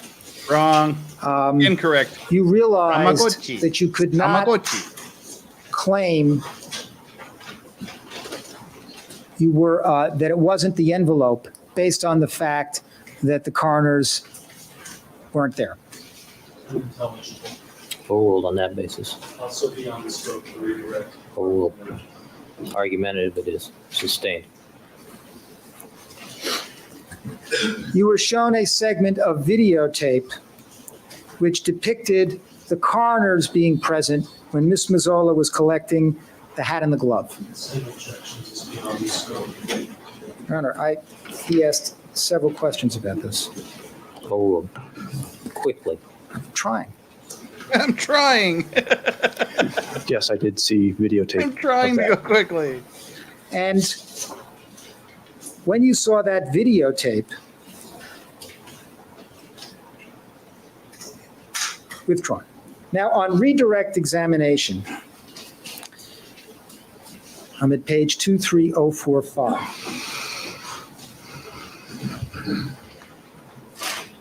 Did you? Yes. 23045, counsel. On redirect examination, we asked these questions and did you give these answers? Question. This is improper. There's no. Calling his attention to his testimony. Question. When you were involved in the collection process, Chandler, were you welcome trying back. to keep track of where the coroner's representatives were or if they were even there? Answer no. Question. To this day, do you have an independent recollection of them being there? Answer. No independent recollection, no. Question. Do you have any reason to believe that they were there other than the one clip of videotape that you saw with what appears to be the pants leg of one of the coroner's representatives in it? Answer no. Only the videotape shows that they're there. Call giving that answer? Yes. So you're now saying, sir, that you're sure that that isn't the envelope. Yes. And you're sure because it is not your practice to touch objects with your bare hand. Overruled. It's not my practice to touch bloody items that could be for prints. So your certainty with respect to. Fung is weird. What a weird dude. That was a strange answer to that question. I mean, if it's not his practice to touch items with his bare hands, then he should have just said, no, it is not my practice to do that. I don't understand why he answered the question in any other way than, no, it is not my practice to do that. That was like very Renfieldy. It's not my practice to touch bloody items with prints. What was that? Wait, so say no. Wait, what did he say instead of saying no? What was it that he said? He said, it's not my practice to touch bloody items with prints or something like that. Okay, so let's listen to this again. That was just weird. Yeah, strange. Like I said, that was very Renfieldy. Let's go back a little bit. You're sure that that isn't the envelope. Yes. And you're sure because it is not your practice to touch objects with your bare hand. Overruled. It's not my practice to touch bloody items that could be for prints. It's not my practice to touch bloody items that could be for prints. Okay, sir. He's just making stuff up now. Anyway. So your certainty with respect. Oh wait, I wish I was drunk. We'll do your super chat here as long as we're pausing and ruining everybody's day. Actually, yeah, here we go. I wish I was drunk. Thank you for the $2 slap my face. Thank you for the €2 super chat. Hey, Jeff, Chandler, and Chad, how are we? Hey, we're good. I wish I was drunk. Tune in tomorrow for my birthday stream where the cocktail of the day, there's like a 95% chance it will be an Irish Storm cocktail. Ooh, that's a good one. Dun, dun, dun. I'm a fan of the Irish Storm, although I can't really drink rum anymore. I'm very limited as to what alcohols I can imbibe. Well, you're in luck because an Irish Storm doesn't have rum in it. It has Irish whiskey in it. Oh, wait. I was thinking Thus of Dark the and name. Stormy. I mix it up with Dark and Stormy. Never mind. My bad. Yes, a Dark and Stormy has rum. That's the Irish still all right. Storm has Irish whiskey in it and some cream and some other deliciousness. Nice. All right, so that will probably be there's like a 95% chance because I've got some cream that's in the fridge that's kind of just about to the expiration date, so we need to do something with it. So tune in tomorrow, and thank you for that super chat. And all right, let's get back into it. It's 11:44. We should be wrapping this up in 15 minutes, but I got nothing better to do, so I can stick around as long as you guys want me to. And I don't know about Chandler, how you're doing for time, but I'm good. I'm good. You asked me if I was going to sleep last night, and I said yes. I lied. I tried to go to sleep. I could not fall asleep, so I am going to be around until I am too tired to be awake, and I have tea. So I'll stay up for a while. I wish I was drunk with another €2 super chat. Sounds good. I'll probably join you. Woohoo! All right. We should do that. We should do like a mass thing. Everybody should make everybody that's able should make an Irish storm cocktail. I think we'll do that. I'll put out the recipe on Twitter early so that people can get the ingredients and they can whip them up and we can all have a birthday toast together using the same cocktail. That would be fun. Or am I just like overthinking it because I've had like 2 really strong cocktails at this point? I'm not sure. No, I like that. It's a good idea. That sounds like a good idea. That's not like a drunken Lorax thing. No, I think that you have some great ideas when you're drunk. So just saying. Well, okay. It's a rather involved cocktail. So if anybody, I'll put the deal up on Twitter and people can join and make it along with me if they want. You need Irish whiskey, Cointreau or triple sec, Aperol, lemon juice, and egg whites. It sounds good, actually. I like it. Yeah. Well, we'll deal with it. That'll be the cocktail tomorrow. Now we're 100% it's going to be an Irish storm cocktail. All right, let's do it. All righty. All right. Thank you so much for that. No doubt. Let's jump back into the funging business. Yep. Let's fung around. To the Fung around envelope and find out. Yeah, find out. Comes from assuming that Oh, you wait a always minute. follow God the damn it. I'm sorry. I forgot to do this. There was like another thing. People were asking about the pronunciation of Hyundai. It's Hyundai, not Hyundai or Hyundai or Hyundai or Hyundai. It's Hyun, like Hy, Hyundai, like day, like daytime. Hyundai. That's how you pronounce it. But unfortunately, if you go like to a Hyundai store, like a Hyundai dealership in America, and you ask for a Hyundai, they'll look at you like you're from Mars because it's pronounced Hyundai or Hyundai. It's the actual correct pronunciation is Hyundai, which means like current days, current times. I've always just said Hyundai, and I've accepted that I can't pronounce everything accurately in other Just languages. HY. Hyundai. It's like just like Hyundai with like a Y in the middle. Hyundai. Hyundai. Huh. Yeah, All exactly. Right. Hyundai. That's what Why it is. not? So there you go. Like Hyun is modern, current now, and day is like time period. So it's like modern times. Hyundai. There we go. All right. Korean lesson ended. rules. Well, it's overbroad. Sustained. Jeff Bridges fucked Is up. it your habit when testifying, sir, to say that you use correct procedures, even if you do not have an independent recollection of what you did? I testify to what I can remember, and if I don't have a specific memory, I will state that I don't and testify to what I generally do. Okay. And sometimes Oh, you testify no. to what you generally do without saying, this is what I generally do. You just state it as a fact that you did it. Sustained. All right. Just, I have, I'm sorry to derail this again, but you know, two funny things here. One of them, burning sensation, however it's pronounced. I'm not getting one ever again. Actually, the best car I ever owned, other than my Jeep, was a Hyundai Tucson. Absolutely amazing car. Loved that. Great SUV. AP says thought it was pronounced Kia is better. Fun fact. Kia and Hyundai Motors operate independently, but they're owned by the same company. Hyundai is the parent company of Kia Motors. So there you go. It's the same company. All right. Sorry for that. Let's get back. That was The fantastic. People laugh envelope at that. that is item number Especially the 10. abrupt ending. Creepy. Dana loves Zumba. Have you ever tried Tullamore Dew? Tullamore Dew is absolutely amazing. I actually have a bottle of it sitting right over here. Let's see if I can stretch on my, with this, all right. Okay, let's see if we can do this here. Ow. Is that a real name for a whiskey? Because it sounds like, tell him more, do. I don't know. Just me? Sounds like a fake whiskey name. Oh, shit. My alcohol shop here, and I'm good. I actually have a bottle of Tullamore Dew right here.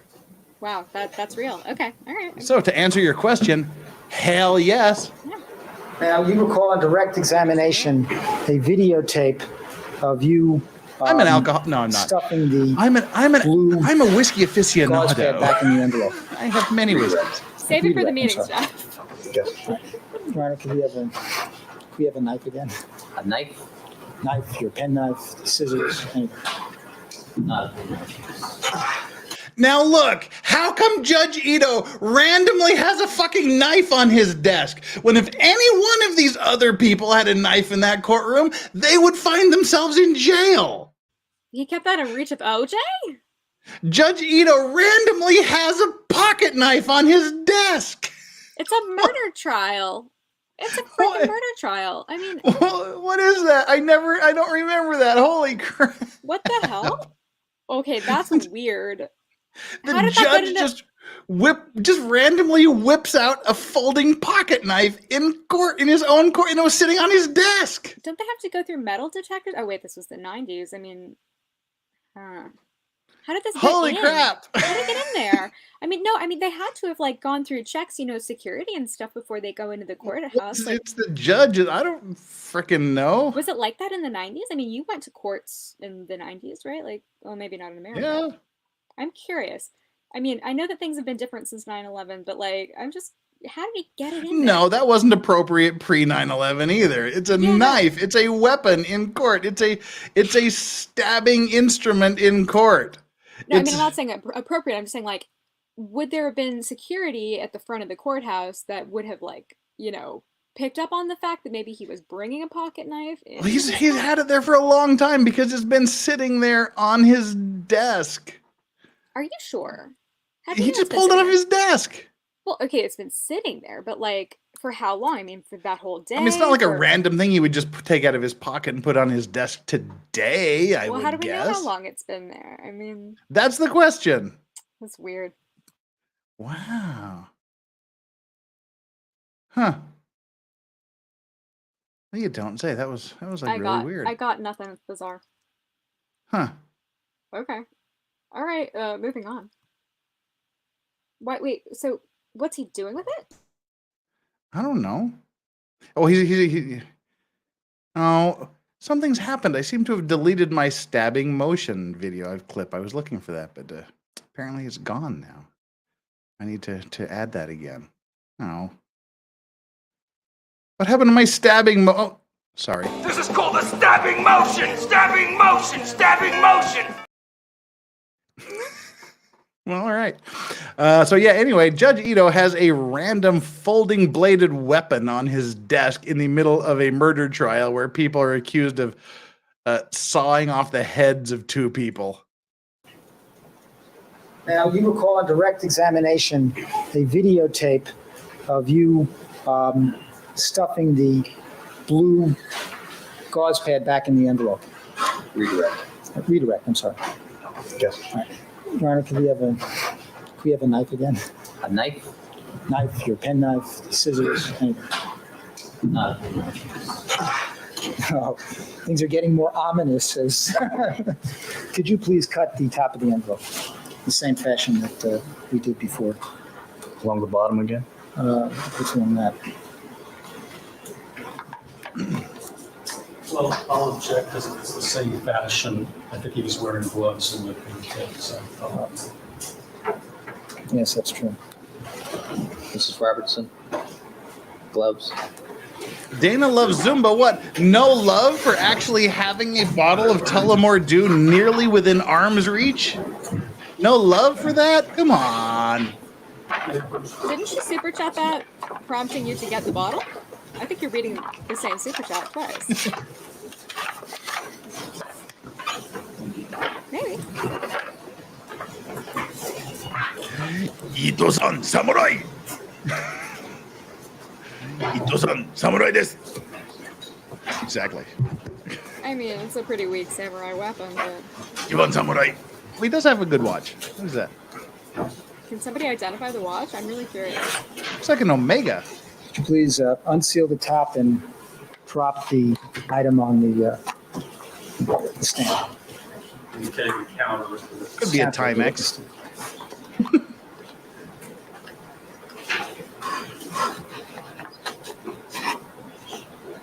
Fung had to be told to put on gloves. Did the gloves fit? Right. Oh shit, I missed the moment. No, that's not an Omega. That looks like a Timex.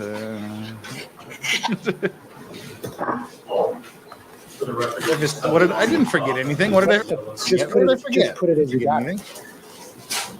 Now, when you first took it out, it was I'm wrinkled. not tipsy after 2 cocktails. I would just be a wuss if I was tipsy after 2 And it was cocktails. wrinkled because when you stuffed it into the coin envelope using the scoop method, it became wrinkled. Oh, I didn't mean give a in that super fashion. chat. Oh, now I feel bad. I didn't mean give a super chat. I was just, saying, you just made no response after I went to the trouble of whipping out this bottle. Props for the fancy bottle vices, even though the 12-year age is better. Yes, the 12-year is definitely better than this. This is a gimmick bottle. But it is very nice. But yeah, I prefer Redbreast over my Irish whiskey preferences is a Redbreast, Bushmills, Tullamore Dew, Jameson. Like Cork and like West Cork and things like that. They're like way down the totem pole for me. Yes. Right? But when you first saw that item, when we pulled it out originally, it was just folded over. Wait a minute, that's irrelevant how it was when you first saw it. Overall. It's just folded over. Wasn't it? That's No, because the other birthday people party's have tomorrow, analyzed Jim. the You've missed Simpsons. nothing. I'm only asking you when you first saw the item. Oh, One person talks at a time here. I have to instruct another person as to that rule. Judge Ito when you is the first judge saw now. the item, Wow. One person talks at a time here. I have to instruct another person as to that rule. There'll be sanctions. Thank you. Proceed. Yes, you may. Before the Don't defense get says brazen with me. Jesus. To answer, to finish his answer. Proceed. finish with your answer. Nice, Chandler. I can't like that clip When anymore. you Jeff. first said you would saw never that play it blue again. item, it was folded. Yes. It wasn't wrinkled. It was on angry. Do you mean, did it have any wrinkles in it, or? Yes, was it wrinkled in the same fashion as we saw it when you put it on the table just now? Cal, wait. Was this piece of evidence analyzed for anything? Yes. Your Honor. Really, this is, Your Honor. the jury saw it when it came out, the jury saw it when it went back in. Proceed. Next question, Your Honor. Would you agree that this item became wrinkled by the method you used to insert it into this coin envelope? The scoop method. Overruled. Ito wanted this Yes. to end 3 days It ago, was- court time. Wrinkled by that method. All right. But when you first took that item out, I showed it to you on cross-examination. It was not Birthday was wrinkled in yesterday, that party fashion tomorrow. Through the scoop method, was it? It would. Overruled. It was folded. It was folded. Your Honor, I'm finished with that. All right, Mr. Fung, would you return that, please? All right, Mr. Fung has placed it back into the envelope. He places it back Now, in the envelope when delicately you, with on care. redirect examination, tried scooping it into the Forget scooping it. He just jammed the fucker back in the envelope. Just wow. All right. Anywho, we had to stop the show because we have 2 super chats. AP. I know Jeff, Kia, and Hyundai being the same ownership. I work in the audio industry. I work in the auto industry. Company even did a few parts for them. Cool. And Dana loves it. Again, we props for the fancy bottle. We just did that one, but super chat. Thanks, Eddie. And for those of you that are confused, yesterday was the birthday. Tomorrow being Friday my time and Friday morning U.S. time. That's when the party will happen. So we can party all night long, as Eddie Murphy sang. Ozzy's hitting the hay. Ozzy, thank you for joining us. Have a great sleep. We will continue to fung around here a little bit. See you, Hayden. We'll be starting 9 a.m. Eastern with a full list of guests. Woohoo! And the list of guests will continue as long as I'm able to continue and as long as people want to join. All you got to do is envelope. Sit back and enjoy. You were trying to do something clever to avoid the inference that Detective Furman had collected that item with gloves on the morning of June 13th. Sustain, it's argumentative. Did you have any concern when you were testifying with respect to this item that the jury might believe that Detective Furman had gloves in his possession on the morning of June 13th when he collected that item? Argumentative. Oh, well.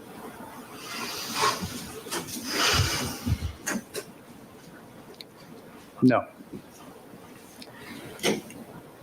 Let's turn to the Bronco, sir.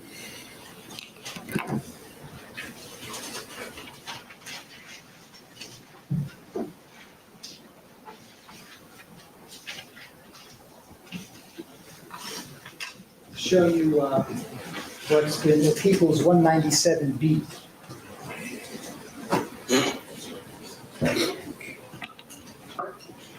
We'll go to the end of this video. Looks like we got about 30 minutes left. Sounds good to me. And then we'll make our third attempt at this cocktail. Now, this is the photograph you were shown on redirect examination. Yes, it was. And this is a photograph taken on June 14th. Yes, it is. Are these 4 reddish stains a 1/4 of an inch long?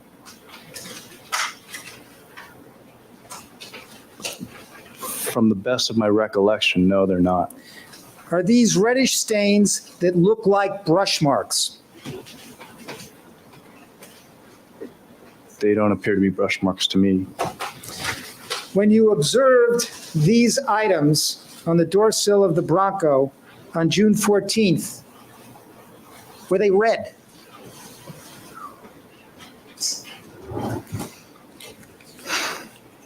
They were reddish.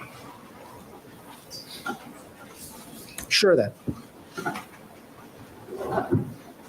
Yes. Do they appear to you to be reddish in this photograph? When I look at the monitor, in this picture right now, I can't even see the stains. All right, we've changed the contrast on. Nope. Well, now they appear dark. They're not red. Well, Your Honor, this isn't the photograph you were showing. No. Overruled.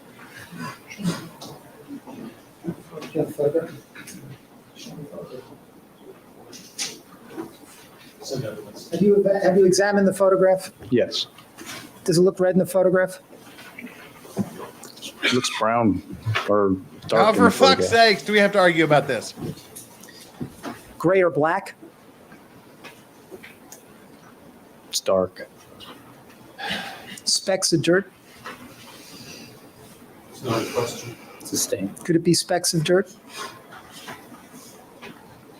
Speculation. It's vague as to what we're talking about. I Now, like how could it be considered as speculation? on July 6th, Speculation? Ms. Clark told you to go out and look at the Bronco, you're testifying, to see if there were 4 red stains on the exterior of the door sill? She told me to do that at some date prior to that. I don't know. I don't believe it was on the 6th, but I did go out there on the 6th to look for stains that were visible from the exterior. Well, specifically on the driver door. didn't she tell you to go out and look at the exterior of the driver door the day before you testified at the preliminary hearing? It was around that time, but I'm not absolutely sure that it was the day before. It may have been 2 or 3 days before. Have you previously testified that you went out to inspect the Bronco the morning of your testimony of the preliminary hearing, which was July 6th? Yes. And that you had been told to go out the day before to do it?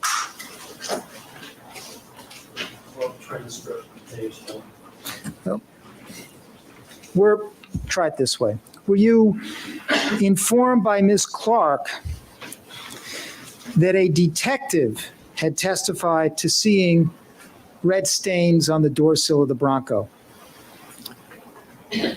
She had told me that a detective had told her that stains were visible from the outside of the Bronco. 4 red stains on the exterior of the door sill. She didn't tell me how many.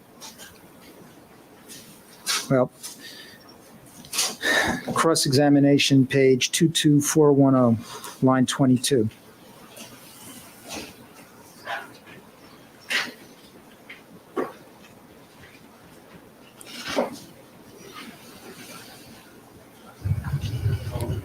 Certainly.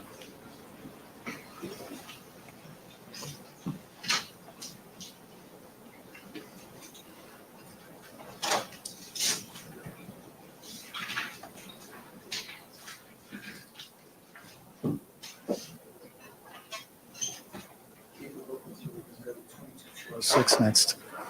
I'm sorry. I'm sorry, and keep the book there, please, because we're going to go to another page.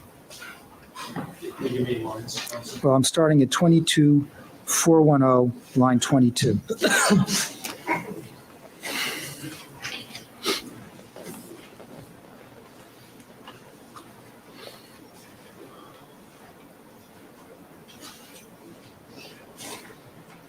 Yes.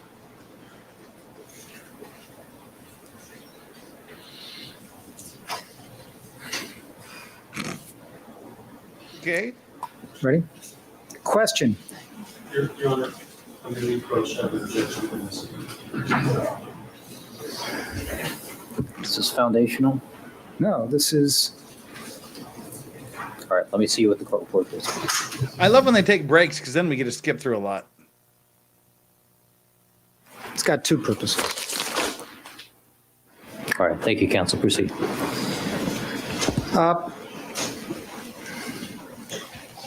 In this photograph, which is People's 197B, you identified 4 items. Yes. All right. Now, on cross-examination, on page 22406, line 1, we asked these questions. Did you give these answers? Hold on.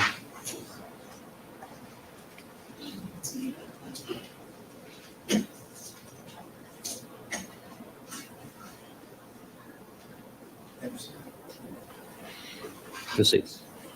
Question. My question, sir, is it your testimony that you saw 4 red stains on the exterior of the Bronco door on June 14th, but you thought they were not heavy enough, and therefore you did not direct the photographer to take a picture? Is that what happened? Answer, I can't. I don't know if there were 4 or not. The number 4 is the problem with the answer. Question. What? You saw 3 on the exterior of the Bronco on June? Answer. I don't recall the number. Question. Are you saying that you saw 3 red stains on the morning of June 14th? Stains. On the morning of June 14th? Answer. No, I'm not saying that. Are you saying you saw 2 red stains? Answer. I do remember that there was either a stain or 2 stains that were very light along the sill area that I did not collect. Were you asked those questions and did you give those answers? Ask those questions. Did you give those answers? Yes. Oh, I'm a prophet. Now, after the weekend and looking This at really does resemble that TNG photographs, episode. you're now prepared to say They're all that full of 197B shows 4 red stains that you saw on the morning of June 14th. Those are areas that were present that I don't specifically remember these stains, but I do remember stains present on the vehicle in those locations approximately, and these are consistent with those areas. Well, in other words, yes. The fuck was that? I was waiting for him to be like, on my 1995 CRT monitor, that doesn't look red. But he didn't go there. So, but we do have a very important moment. Kevin B. Clark, the $20 super chat. All hail the Lorex first ever super chat. Kevin B. Clark, thank you so much for losing your virginity to me. Thank you so much for that. The very first super chat ever from Kevin B. Clark comes to me. I'm honored by that. And by virtue of that $20 super chat, you become the honorary Vice Racks of the day so far. You have outbid everyone else for that position. It entitles you to absolutely nothing other than to see your name scrolling across the bottom of the screen. Thank you so much to Kevin B. Clark, first ever super chat Vice Lorax of the day. He's the Vice Racks. All righty. Thank you so much for that. We're back in action with more funging around. You're telling us that you have an independent recollection of seeing 4 stains on June 14th? No, it's not what I'm saying. You're not saying that. I'm not saying that. All right. So basically what you're telling us is that you looked at this photograph and you're now reconstructing the fact that those must be 4 red stains.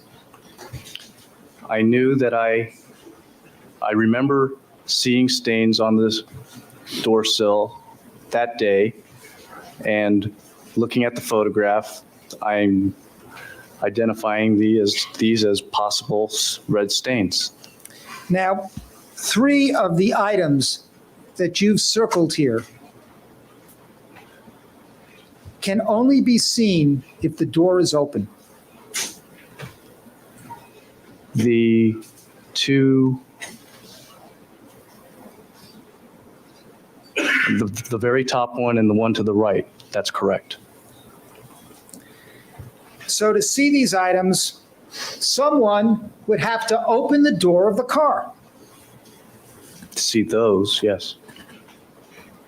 Now, you gave us testimony that the fibers from a carpet can get into the crevices of shoes. They have a more, yes. And so if someone has stepped in blood and the shoes are no longer making impressions of bloody shoe prints on cement, when a person steps on fibers, the fibers will go into the crevices of the shoe. It's possible. Possible, yes. And that would Good be answer, true Mr. Fung. for the shoes of a police officer who had stepped in blood as it would be for any other person wearing shoes. Oh, well. At 2 flux. If that was, yeah, it is likely.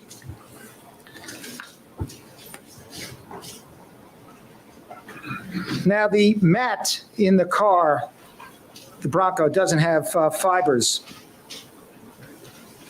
No, and the brake pedal doesn't have fibers. it's made out of rubber. Now, you told us You did. You won your name scrolling across the bottom. that you didn't swatch these items, these red stain, well, you didn't, withdrawn. You did not swatch the items that you saw on the door sill That's correct. on June 14th, Yes, because you were only taking representative samples. I was taking representative samples. Where is it in the rules of your laboratory that there's a doctrine about taking only representative samples? I don't know if it's written anywhere, but that's the way I was trained, and that's been That's the the way policy I was trained. handed down and taught to every criminalist that's worked for the Los Angeles Police Department. Is there any document that you know of in the crime lab that talks about taking only representative samples? I'm not aware of one. And in terms of swatching a stain so that you only get a representative sample, is that in any document in the crime lab? I don't know of any document to that effect. And we're clear on this. You recall testifying that when you swatched stains in the Bronco, you didn't swatch the whole stain, you only swatched a representative sample of the stain.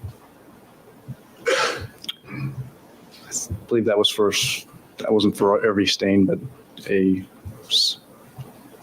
one stain in particular that you were talking about. Stains on the console. Yes. But as far as you know, the only document in the crime lab that instructs you about swatching for purposes of DNA testing directs the criminalist to get as much of the stain as possible. Oh.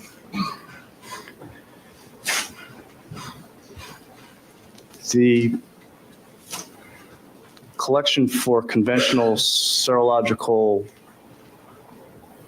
or conventional serology and DNA.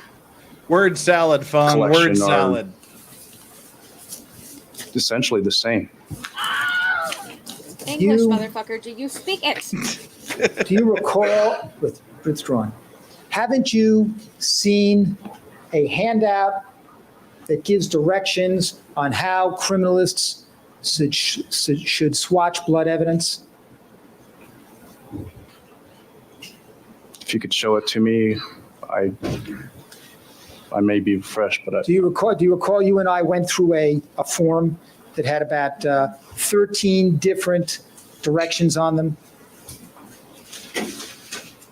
you've shown a lot of things to me over the last 8 days. Okay. Oh, 8 days. Now- Okay, he's like today and then the little bit of tomorrow. On and then he's redirect done. examination, you indicated that you didn't think that you were necessarily covered by the rules in the Los Angeles Police Department manual.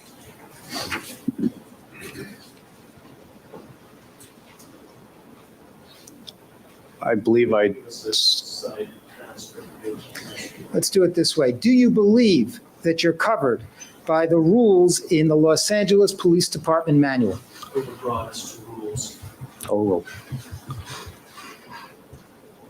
certain aspects of the manual do pertain to the civilians, yes.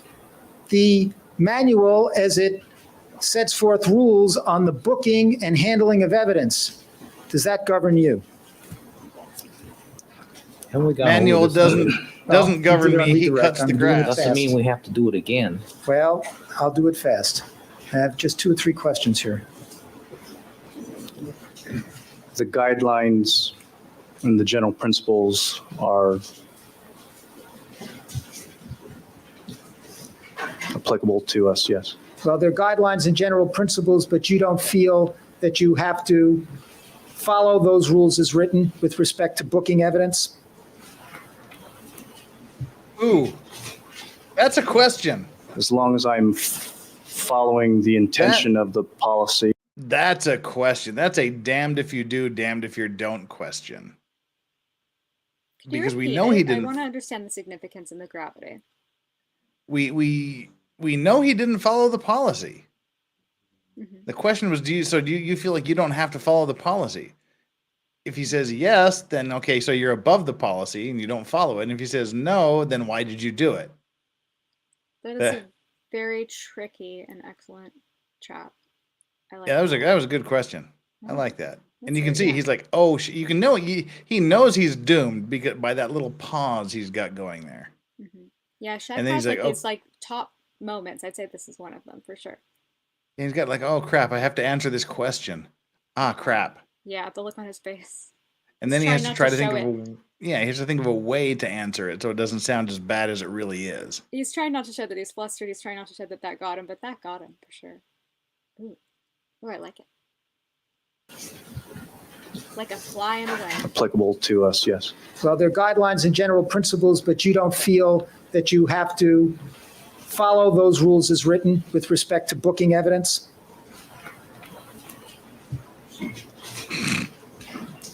As long as I'm following the intention of the policy, that's what the manual's for. And the rules say that you should book biological evidence as soon as possible?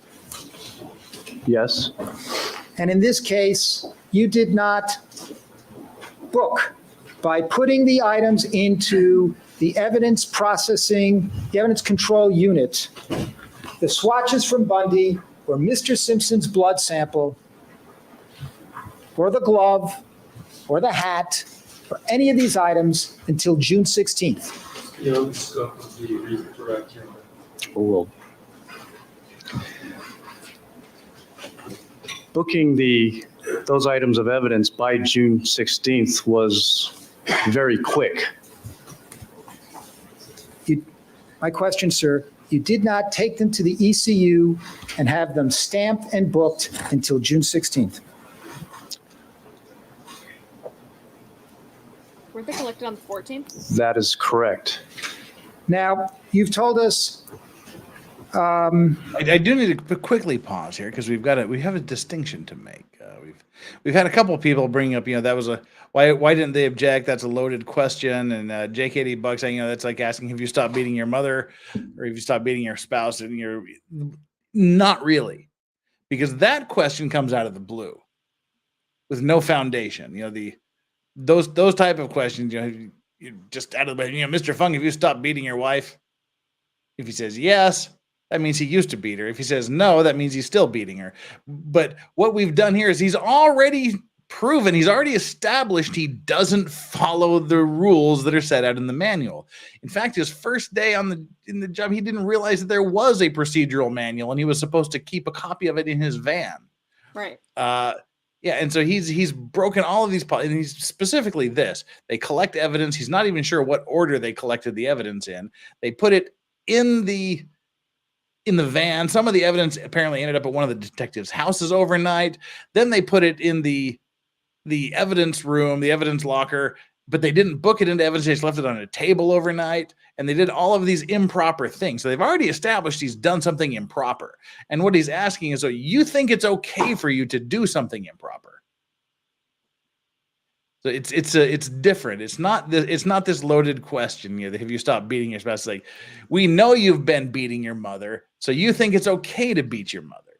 Right. That's the difference. Well, here's the thing. I mean, I know that JKD Buck 76 is frequently in chat, and I appreciate the implication. No foundation, but there is foundation. I mean, this is day 8 of testimony, and Sheck has been asking Fung many questions to lead up to this point. He has established that he doesn't follow procedure. He has established that the rules fly in the face of just whatever he's in the mood for that day. I think that the foundation has been sufficiently laid. So yeah, well, we already know he doesn't follow the rules because we read the rules and he did something different. So they're saying it's okay if you don't follow these rules, right? Yeah, this is a culmination of a really substantial and clever establishment by Sheck. You know, Sheck has asked these questions in a very clever way, and he has asked a lot of questions that have led to this. He has, you know, gotten a lot of, you know, very dodgy answers, but he's earned this essentially. And Jason J., attorney for murder and dismemberment suspect, you forgot SA of a corpse suspect, Taylor Shabusiness, is asking for another mental competency evaluation for his client, which would delay the trial that is set to begin in 2 weeks. He ain't going to get it. They've already had 4, and the judge has already denied several, saying he's seen enough. They ain't going to get it. This judge wants this to go to trial on the 24th. So, yeah, I'd expect that to be shot down. But there was a delay, though, wasn't there, about the definition of whether you could SA a corpse? Because they just handled that at the motion hearings. And so they've already determined the legality of. Yeah, I'm not sure. I can't off the top of my head think how it turned out. I was so sure that there was like the attorney made an objection that, you know, it was a motion to dismiss that charge. Okay. And they heard all of the motions like a couple of weeks ago.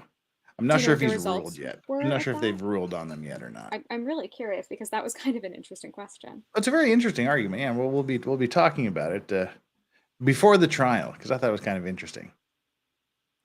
Yeah, we'll get to that. Anyway, that's a whole other thing. Yeah, let's get back to Weird Ear Guy here. We got about 15 minutes left. On redirect examination, that no rule or procedure would be violated if you had told Andrea Mazzola to throw out some original pages of the crime scene checklist and write a new form. Well, it's overbroad. You can specify certain pages. Oh, well.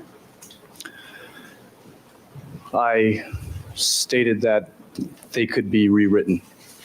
Well, weren't you asked that there was no rule or procedure that would be violated if you had told Mr. Zola to throw out the original page and write a new form? Still pages to distribution. Oh, well. I stated something to that effect about a portion of a form, yes. Well, it was the page where Ms. Mazzola had written, in handwriting, right, 17 as the sneakers, 18 as the blood vial, and 19 as a hair from the Rockingham glove. The one with no actual form writing on it or Xeroxing? Yes, but it was on the back of a piece of paper that was an official form. Yes.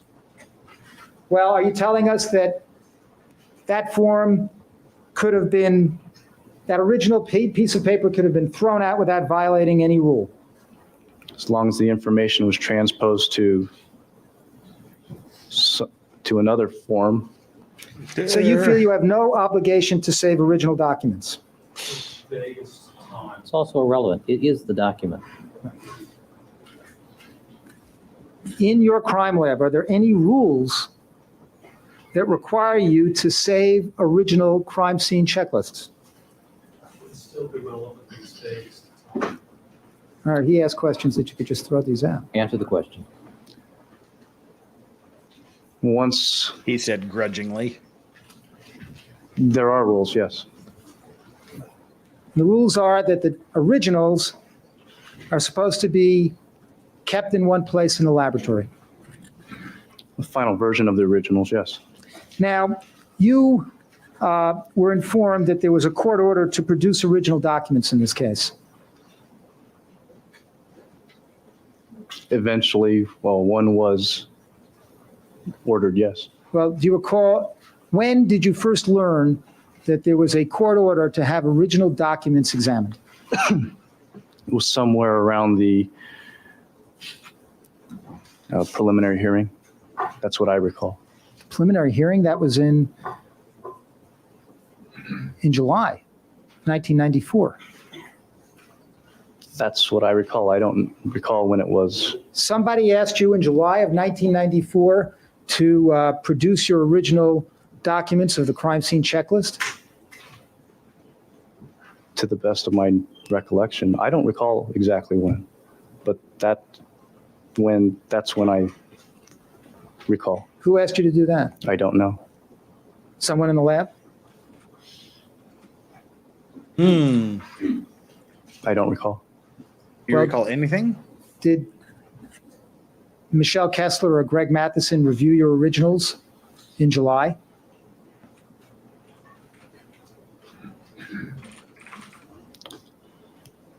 I don't recall when they reviewed my originals. Your Honor, I have Go ahead and finish. 15 minutes. Go ahead and finish. With 15 minutes? Be my guest. Thank you. Now, Madam Reporter. is that okay? Now, do you recall about 2 months ago that you were informed that the defense had requested the originals of your crime scene checklists for purposes of having them examined by a document examiner? Yes. And were you involved in producing the originals for that purpose? Sigh. I was involved in some portion of it. What portion? There came a question as to, there were some items missing from my set of original notes, and I was asked to look for them, and I did find one page at that time. This was a page that was undated, that recounted what you had given to Mr. Yamauchi on June 15th? Yes. And what happened is that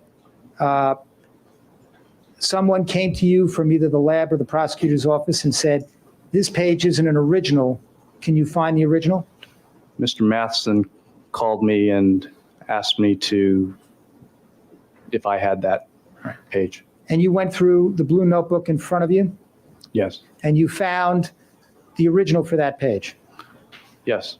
Did anyone ask you to go through the other pages that had been produced for the defense document examiner to be sure that you had in fact produced all the originals? No. No one made that suggestion to you? No. Now,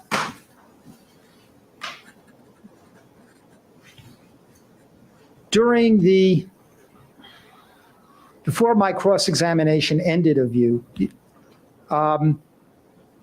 you had a conversation with the prosecutors about page 4 of that checklist. Before your page 4, before it ended? Yes, just at the time it ended. Rephrase. All right. There came a point when I asked you some questions and documents were distributed to the jury. Yes. All right. And there was a break and you spoke with prosecutors. Yes. And you went through your book. I'm not sure if I went through the book at that time or at a subsequent break. Well, before Mr. Goldberg got up and started asking you questions on redirect examination, had you gone through your book and identified at a page that you believed was the original, page 4? I do remember going through it prior to Mr. Goldberg's redirect. All right. And was there a conversation with prosecutors about this item that you'd come up with, this page 4? Yes. And was a decision made in your presence by the prosecutors? Sustain. Calls for legal conclusion. Sustain. Did you, once you identified this page that you realized was the original page 4, say to anyone, oh, there's a mistake, we should have given this document to the defense before? Sustain.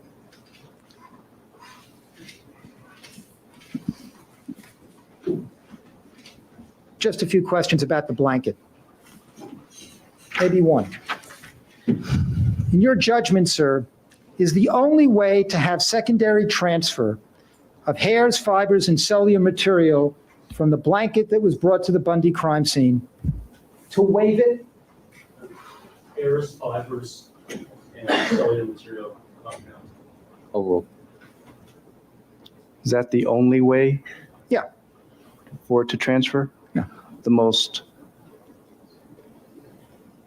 likely way is for it to have transfer through direct contact.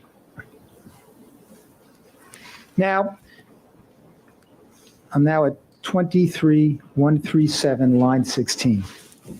Mm-hmm.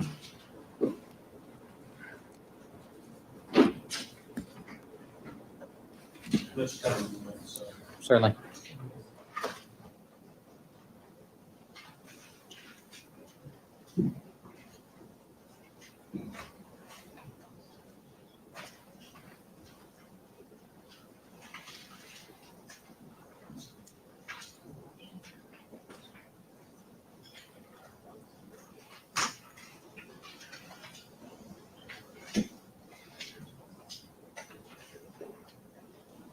Which page, which, Line 16. 23, 127. No, 23137.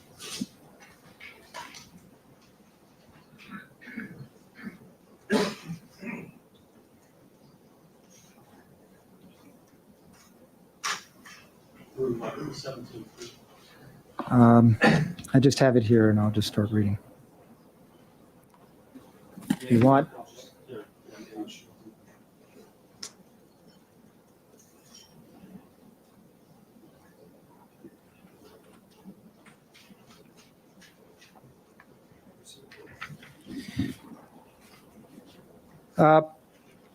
Ask this hypothetical question by He would have Mr. been, Goldberg. someone's Question. asking how old he was. He would have All been right. 45, 46. Now, if hypothetically there were saliva from the defendant that had been dried on the white blanket, could that saliva somehow float down the entire crime scene and hit the rear gate and turn red? Answer, no. Question, all right, would you expect that saliva or any biological material would contaminate the stains that you and Miss Mazzola had collected along the trail?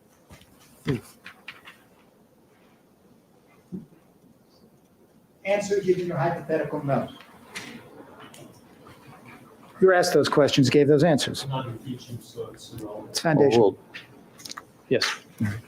Now, you were shown a photograph of the rear gate at Bundy Yes. that was taken on June 13th. Do you have that here?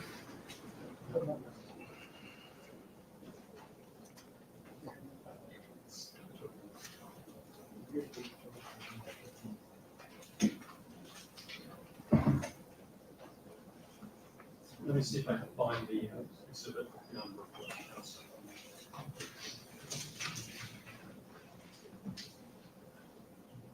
What we're looking for, let me just ask you some questions. You remember seeing that photograph? Yes. And there was a blood spot that you saw on July 3rd that was labeled 116. Yes. And you did not see that on the photograph, the blown up photograph that was taken on June 13th. This is beyond the scope, Your Honor. Oh, I did not see it. All right. And you cannot tell us from your own personal knowledge how 116 got there on July 3rd. Not from my personal knowledge, no. But you're certain it was not planted there by anybody. That calls for speculation, it's argumentative. Sustained. Are you aware, sir, Coming down to that the end. 1.9 milliliters, or 1/4 of the blood collected from Mr. Simpson's blood stain? Sustained. unaccounted for. Assumes facts not. Ooh, see, he went hard there. This is the end. He is literally going in the paint here, because they've talked his entire deal. He's been implicating the police, the investigators. He's been hinting that evidence was planted, that blood was planted on the back gate, because it wasn't there the night they were investigating the murders. 2 weeks later, there's some blood on the back deal. There was some blood that showed up mysteriously on the Bronco. There was blood that showed up mysteriously on the Bronco's well, door well on the bottom that we were just talking about. The mysterious drop that showed up on the socks. And now he's asking him, are you aware? He's tried to get that question out. Are you aware that there was a certain quantity of blood missing from the vial? And the judge was trying to shut it down, but he still got in the was missing from the vial. He just threw it in there as a Hail Mary, hoping the jury hears it. That was a Hail Mary pass there. Testimony at this trial. Certain portions of it, yes. Listen to You this heard again. the opening statements. We're not cross-examining on that, counsel. Well, Your Honor, this is the last line, and if you want, I'll approach on it. It assumes facts that aren't in evidence, counsel. I'm not talking about evidence. I'm asking about his awareness of defense positions. Not as phrased. All right. Has it come to your attention that the defense alleges? Your Honor, any approach on this? They're talking about the defense alleges that there's been some blood planted. There's been some evidence planted. Yes, with court order. So they go and they talk about it. And apparently he was told, do not ask this line of questioning because this happened. Do you know a Michael Stevens from the district attorney's office? Yeah, on the scope. Overruled. I No. know someone named Mike, but I don't know if this is the person you're referring to. Tall guy with silver hair.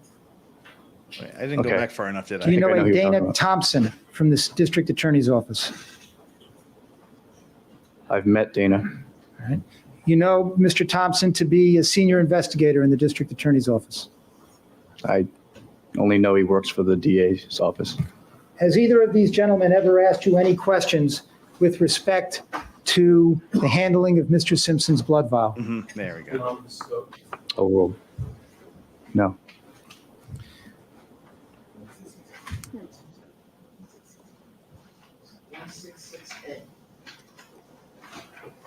Show you this photograph 166A. Mr. Fung, where's drop? This is what I was just talking about, the blood on the back gate that wasn't there. Then it was 2 weeks later. 116 that you saw on July 3rd. With coagulants? Overruled. It does not appear in the picture how. Yeah, see, so they're 2 weeks later, they take a picture, and there's a definite spot of blood just above this dark line here, which apparently wasn't blood. No. And so, What like, was it? where do you, I don't know, but it wasn't blood. It's like, where do you see that drop of blood in the picture? Says, I don't see it there. That's a bad thing to say. No. It's very visible. No, that's a different thing. That's not the blood. That's not blood. That's not? 2 weeks later, there's like a drop of blood that shows up.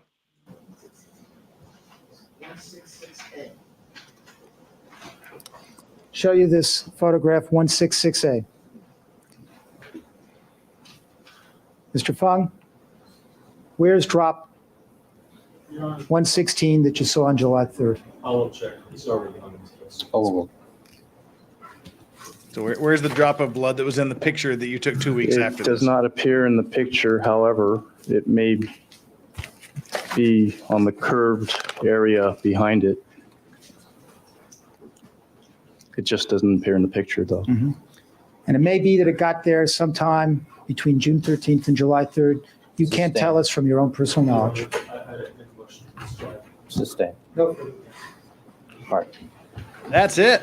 All right, ladies and gentlemen, we're going to take our recess for the morning session. Dennis Fung is done being questioned by Barry Sheck. Oh, wow. Do we get to see the That's- moment? No, the camera panned away when he hugs everybody, Oh, but there are still photographs of it. So we'll bring up the photograph. We'll probably get done with the redirect next week. I have to tell you, Jeff, this entire time, I have just been waiting for that moment because I thought I was going to see it on camera. It's on. There's still photographs. What she's talking about is after 9 to 8.5 days of being on the stand, he was so discombobulated that he got off the stand, talked to his lawyers, walked across the courtroom, shook hands with everybody, put his arm around a couple of people, shook hands with OJ, and just kind of wandered out of the courtroom. Yeah. There's still photographs of it. So there's a very, very good chance we're going to finish up with Dennis Fung's testimony next week. And then we'll go on to Andrea Mazzola's testimony. I was just going to say, what do we have left of Fung? Just the redirect. Okay, got it. Oh, it's so weird to be so close to the end of that. I feel like it's going to feel so different without Fung. It's like it's been Fung the whole time. And I just, it's going to be a new experience. So we'll watch Andrea Mazzola's testimony. And then I don't know. I'm tempted just to go back to I don't want to go all the way back to the beginning of the trial because that's just painful and torture. Maybe I will. I don't fucking know. I don't know what I'll do. We'll have to make a poll next week what we want to do. If we want to go back to the beginning of the trial and just go from now until the end of freaking time, or if we want to start at the beginning of the defense testimony. I mean, we'll skip a lot of like the DNA stuff because it's 2 weeks of horrifically boring stuff. Oh yeah, besides the Jurassic Park metaphor, I think that everything else is kind of meh. I just realized, I'm so sorry, people have been saying something about my audio. I have my microphone not selected, so I hope I sound a little better now that we're at the end of the stream. You sound much better than you did earlier. now Okay, good. Yeah, sorry your about microphone that. thing sorted out. Yeah, my apologies. But it wasn't bad. Ooh, it's early. I didn't check the settings, but yeah, that was.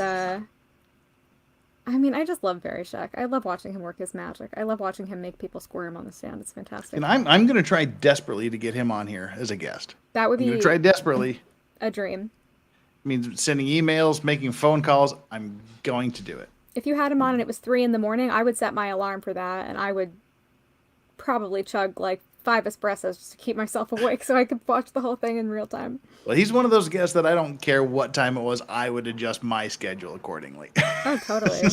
Barry Sheck is a legend. I mean, that's the thing that's kind of amazing when I've been watching this with you, and like you invited me to watch this with you, which I'm like really honored because I'm learning so much about excellent defense strategy, and I came from a position of I think OJ is guilty, and I still think that he did it, but he obviously wasn't, that way wasn't adjudicated that way.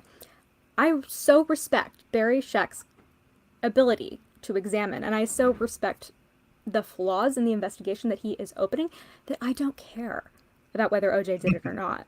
And that is how amazing of an attorney he is. Because his strategy is fascinating to watch. It's incredible. And what it really does is, like, he's actually revealing the truth. He's doing what the prosecutor should be doing. He's opening up this window into the corruption in the LAPD, and it's lovely to see. I'm really learning a lot from this. Yeah, I'm kind of sad it's ending too, because this was literally, this was the highlight of the trial. Other than the if it does not fit, you must acquit, and the putting on of the glove, and then we've done all the major highlights that I thought were pivotal. We did Cato Kalin's little bit. We did racist Mark Furman's testimony. We did Dennis Fung. And the rest is just kind of icing. I presume you did not stream F. Lee Bailey's questioning of Furman, because I feel like that would get you yeeted from YouTube immediately for like the 17 uses of the N-word or whatever it was. It was 42. Oh, I can't. I obviously had the number wrong. Yeah, we did most of them. Really? Yeah, he just lose monetization rather quickly. I have to go back and watch that stream because I don't think I've ever seen a white man say that word so many times. I'm just. Oh God, F. Lee Bailey was leaning into it too. He did. I mean, I did watch the the portrayal of it in the serial the TV version of it, and I think I have to watch the real thing because obviously it's an epic trial. Yeah, the people that watched it heard me talk about this several times, but for those of you that didn't watch Mark Furman, the racist cop who was dropping N-bombs and said he never used that word ever at any time in the last 10 years, and anyone who said he did must by definition be a liar. F. Lee Bailey was leaning into it. I mean, he was throwing hard R's and N-bombs and things, and it was pretty damn epic. And Well, you because told of me at the beginning. Oh, sorry. yeah, what? I was just going to say, you told me at the beginning that this trial is the reason that Yes, the that's what I was just N-word, gonna say. that the N-word is what we say. Is the N-word, yeah. Because it wasn't like that then, exactly. Yeah, that's what I was just gonna say. I mean, because he dropped the 42 N bombs, Furman did, and because F. Lee Bailey was leaning into it, and because Chris Darden refused to say that word, that's why he started calling it the N-word rather than just saying it. So yeah, the OJ Simpson trial gave birth to the term the N-word. And also, I think like the race card, like, I mean, Yeah, this was did such the an race card iconic at the end, trial. yeah. It changed culture and pop culture in so many ways Yeah. that are probably immeasurable, but you know, we can see the effects and the impacts for sure. And we've got a few member chats here that have piled up. Emily Morse, member for 1 month of the Clean and Sober crew, says, good afternoon from Rhode Island, where it's hot as heck and muggy. Well, hello from Korea, where it's hot as heck and muggy and 1 a.m. And hello from Los Angeles, where it is, I don't even know, outside. It's been weird. And JKD Buck, 76, member 5 months of the Clean and Sober crew. Did this debacle cause some changes for the better at LAPD Crime Lab? This change, Dennis Fung's testimony led to sweeping changes in evidence gathering techniques across the entire United States. This is when it became mandatory to change gloves after every piece of evidence in most places. Except South Carolina. Yeah, that's why in trials today, you always get them asking, did you change your gloves after handling each piece of evidence? Was basically because Dennis Fung didn't. I mean, And he really embarrassed the LAPD, like majorly, in a major way. Yeah, this was not the best way to do an investigation. Nope. Well, here is what is Chris Darden sort of kind of is the father of the quote N-word, end quote. Yes. Here's what's going to happen for the rest of the evening. One, if you feel the urge to leave, you can. Chandler and I are just going to sit here and kick it for a minute. I'm going to ask her to hold down the fort again for a few minutes while you can all watch me make a third failed attempt at making this cocktail just for you know, so I can clip it and make it look decent. I'm going to go prepare yet another version of this cocktail, hopefully with everything gathered around here. And we'll do another attempt at the cocktail, and then we'll just kind of wrap it up. So if you don't mind, Chandler, would you mind entertaining people for the next 3 or 4 minutes? Not at all. I'd be very happy to. She says wide-eyed and confused. No, I can do it. I got it this time. See, before when you asked me, I hadn't had my tea, but now I'm like chugging my tea, and I'm like, I got a little more caffeine in me. I can do this. Yeah, I won't forget the glass. Don't worry. All right.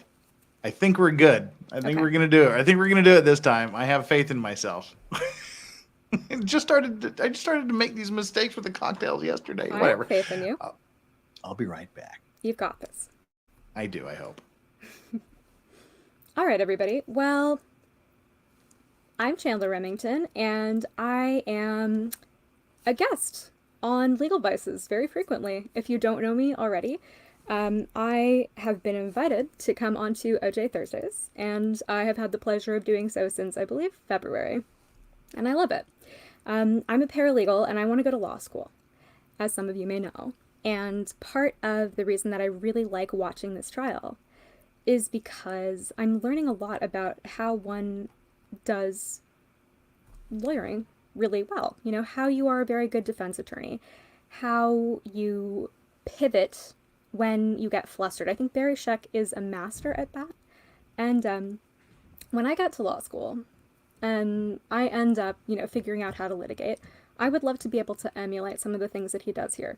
But I'm really glad that Jeff invited me here, because I think that I've learned a lot just watching his cross-examination, etc. of Fung.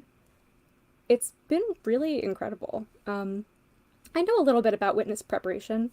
I was kind of trained to do that, you know, like through my paralegal program, but I've never done any litigation. I've only done transactional law in my career so far, but I'd love to be a litigator, which is why I really, really love watching trials. So this is fun and exciting, and I'm always happy to be here. I'm always happy to watch trials with Jeff, even if they are boring as hell. Like the Melly trial or, the Murdoch trial. Like, who knew that murder trials could be so boring? But apparently they can. But yeah, everybody who's here, who's new to Legal Vices, 50,000, that's a really big number, and I'm really, really excited for Jeff that he made it. I'm just really happy to be here. I believe in Jeff. I think he's awesome. I think that he puts amazing content out there. If you're not already subscribed to him, please do so, because he's fabulous. Join us for Maritime Monday. I will be in chat. I am a mod. Let's see, what do we have coming up? I don't know. I'd have to ask Jeff. I mean, we have the birthday stream, so hopefully everybody will be joining us. And, yeah, that's, this is me holding down the fort. This is me going on a monologue. This is, called, extemporaneous speech, so I hope that I have done that well so far. Let me take a look. Oh yeah, so there were some comments last night. So I went into Ricada's stream last night because I had to do a super chat to wish Jeff a happy birthday. And Jessica Reloaded, a very good friend of mine, asked Ricada to fat shame me. And I did kind of ask for it. She was like, do you want Nick to fat shame you? And I said yes. And it was hilarious. And I highly recommend you check out the stream because it was an epic moment. And I feel sufficiently fat shamed. I feel inducted. And what else? What else? Hi Valhalla, hello Waifukron, hi Flex, hello Shani. So nice to see so many familiar faces. I don't know where the hell Jeff is, but I am having a lot of fun hosting.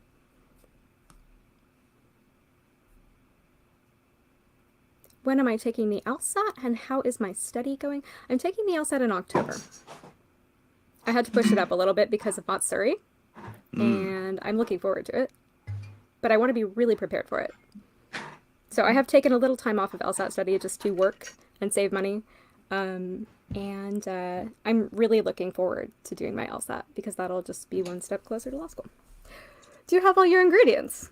I'm kind of running through them here in my head just to make sure before I turn the damn camera on. We've got tequila, check. We've got bourbon, check. The peach puree, thank God this is exactly thank God I made extra peach puree because this is the end of the peach puree. This is it. We get no more peach puree. This is if it doesn't work, we're just screwed. All right, lime juice, check. Ice in the shaker, ice in the glass.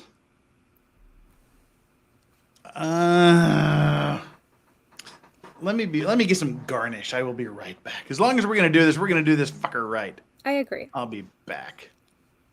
If anything's worth doing, it's worth doing right. Let's see. So while Jeff's doing that,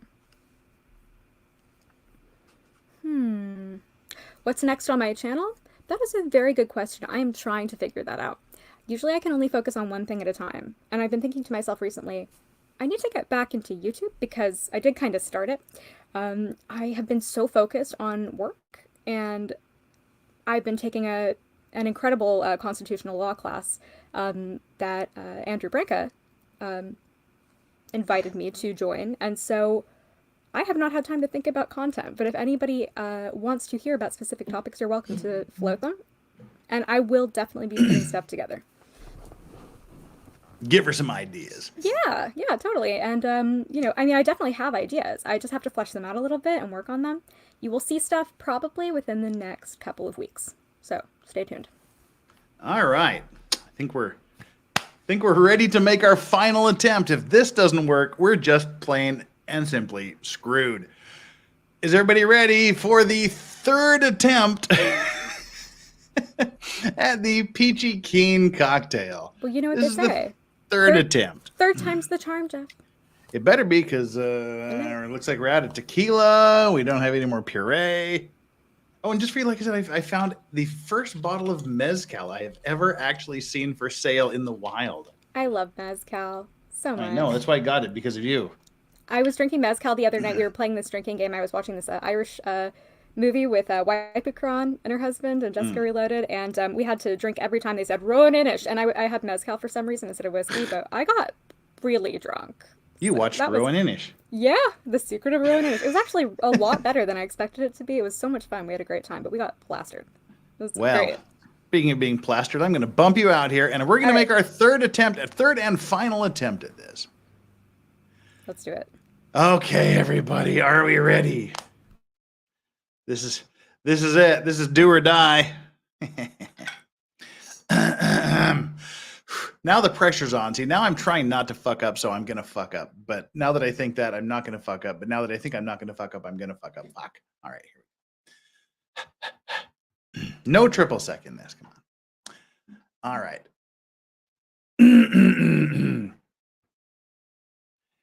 Today's cocktail is the Peachy Keen cocktail.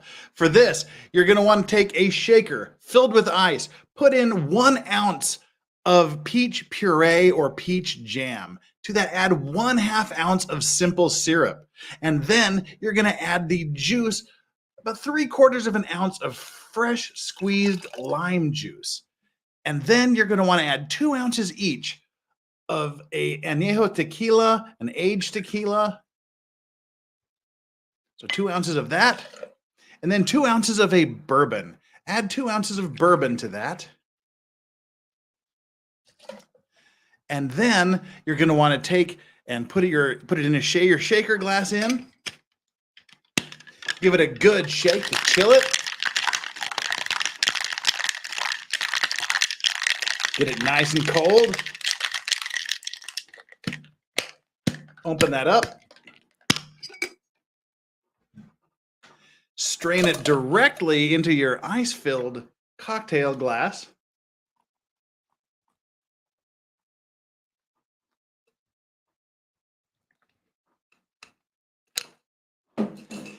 And then add a little bit of peach as a garnish. And there you have the Peachy Keen cocktail. Very refreshing summer drink. Alcoholic and very, very nice. Cheers. We did it! We did it! Fuck yeah. We did it. And this is actually the best one. Yeah. All right. I mean, I prefer Bellini, but it's a beautiful cocktail. Definitely. You did a great job. That's good. And that was Jessica Reloaded suggested that I make this. Just a touch of tequila left. Well, one way to fix that. Now we have no tequila left. So sad. It's too bad you don't have any other liquor in your place. Yeah. Tomorrow's recycling day, so no sense having that nearly empty bottle sitting around for another week. It's for the planet. Yeah. Yeah. Oh, there. Now I can relax. I finally did it. It's like a simple cocktail, but I screwed up yesterday and I screwed up today. I think I'm like psyching myself out. But it's actually really hard to make cocktails sitting down at a desk in front of a camera. I mean, honestly, so I really wanted to be a bartender once upon a time, and I learned all of the names of the cocktails, and I learned all of the ratios. I have all of the recipes in my head. Then I tried making cocktails. I cannot make cocktails for shit. My Boston Shaker still has a cocktail in it, and I can't open it. It's sealed shut. I'm not good at it. I'm very, very, very bad. So, conceptually, I could be a bartender, but the idea of not only making a cocktail well, but doing it in front of a camera, you definitely are doing amazing. I'm very impressed. But it's hard to sit down and do it. I mean, you're standing up with the camera is great because you got the bar in front of you. Everything is down at bar table levels, and you can do a lot more. But to have 1 minute to make a cocktail sitting here, it's actually really quite hard. It's quite difficult. Well, you challenge yourself in a lot of ways. I mean, you challenge yourself to stream, multiple trials and, for hours and hours and hours on it. I mean, oh my God, the Travis Rudolph case, you were up just, God, all hours of the night going to work, like not sleeping. You challenge yourself with, putting together like the Unexplained streams and the Maritime Monday stream. I mean, you put together a lot of stuff for your channel. So Valhalla says you need to improve your grip strength. I do. Apparently. I'm That's what he's confused. saying. What have I gripped? In front of a.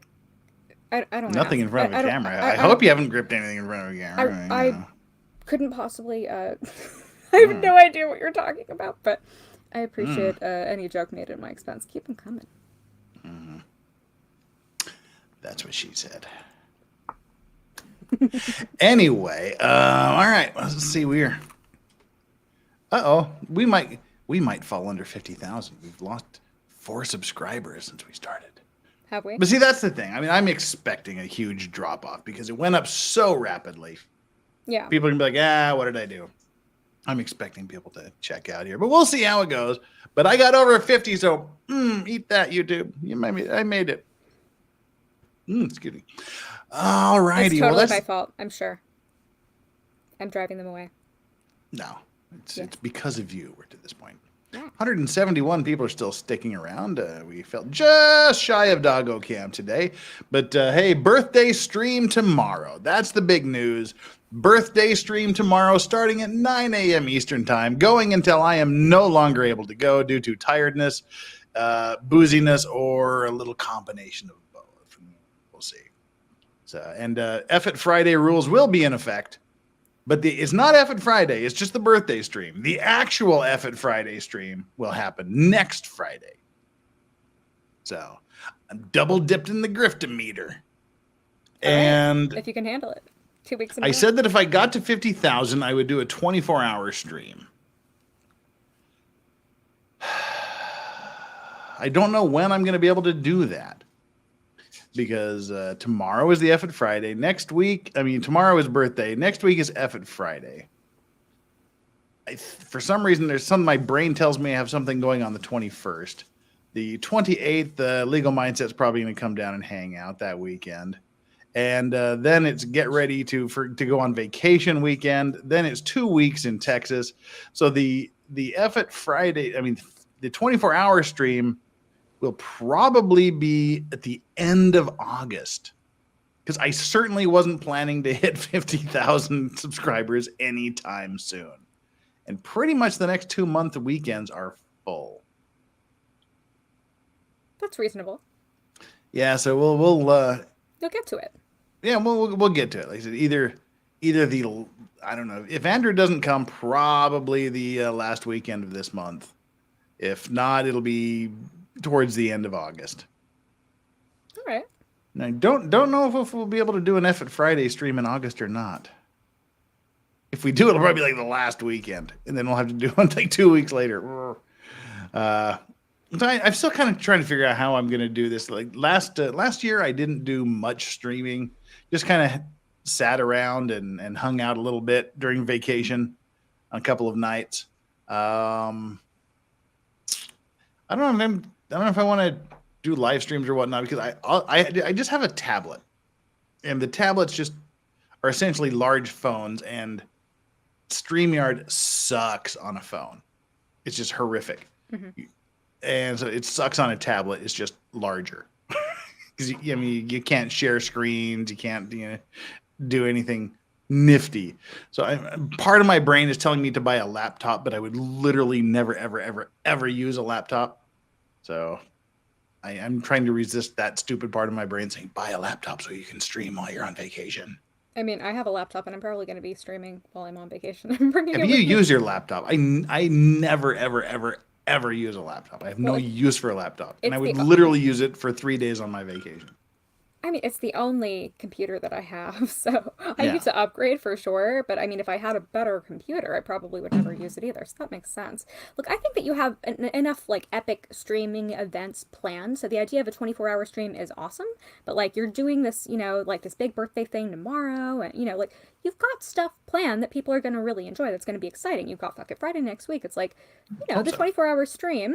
It'll happen. People will love it. But like you have events that you're doing. So, it's like most likely it'll happen either the second to last or the last weekend of August. That sounds good. Brigham City meetup.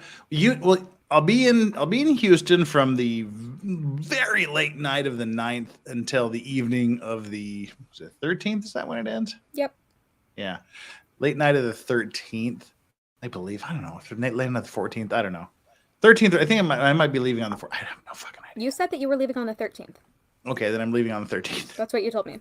I'm also think leaving so. on the 13th, so.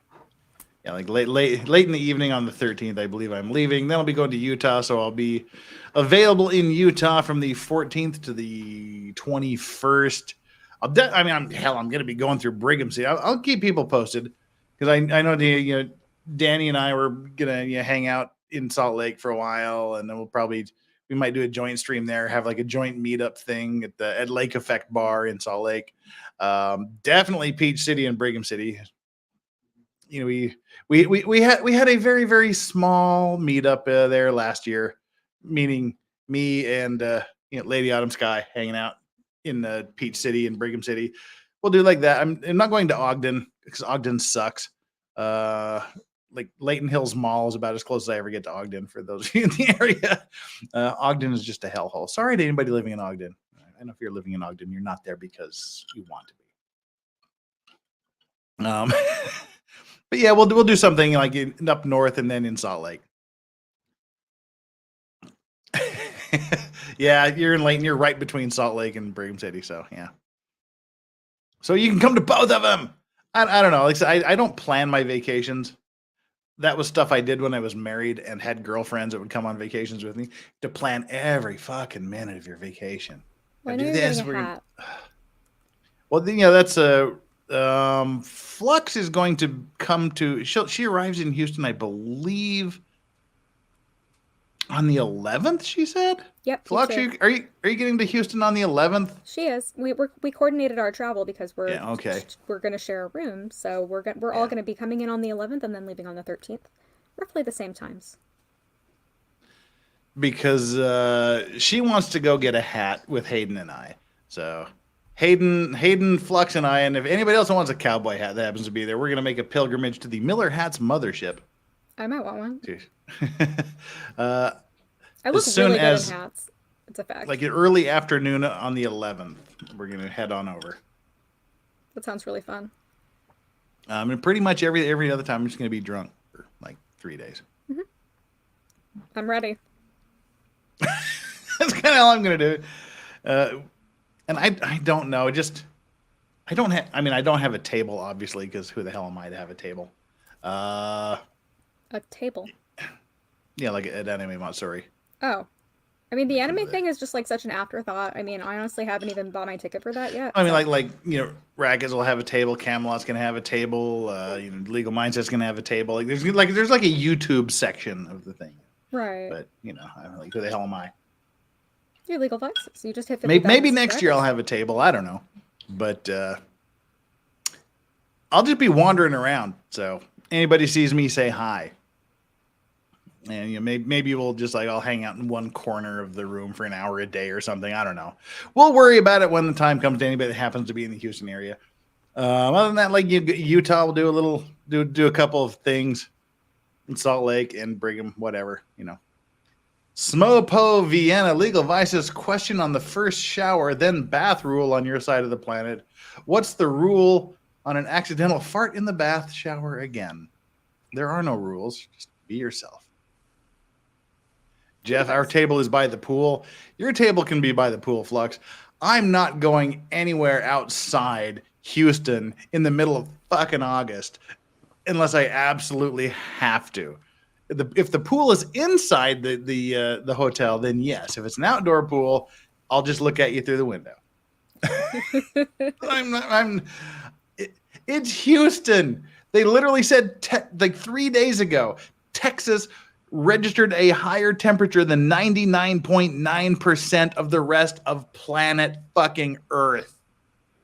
Yeah, I've been to Texas in the summer. It is humid and it's not even August. Exactly. Yeah, I'm probably going to stay inside the whole time too, especially because I burn.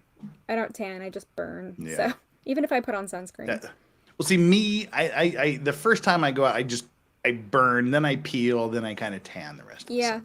Same, yeah. Unhung here, who would willingly go to Houston in the summer? Seriously, who the fuck schedules Anime Matsuri in Houston 1 and 2 in the summer? I mean, apparently Why- us. Why can't it be like January? That would be awesome.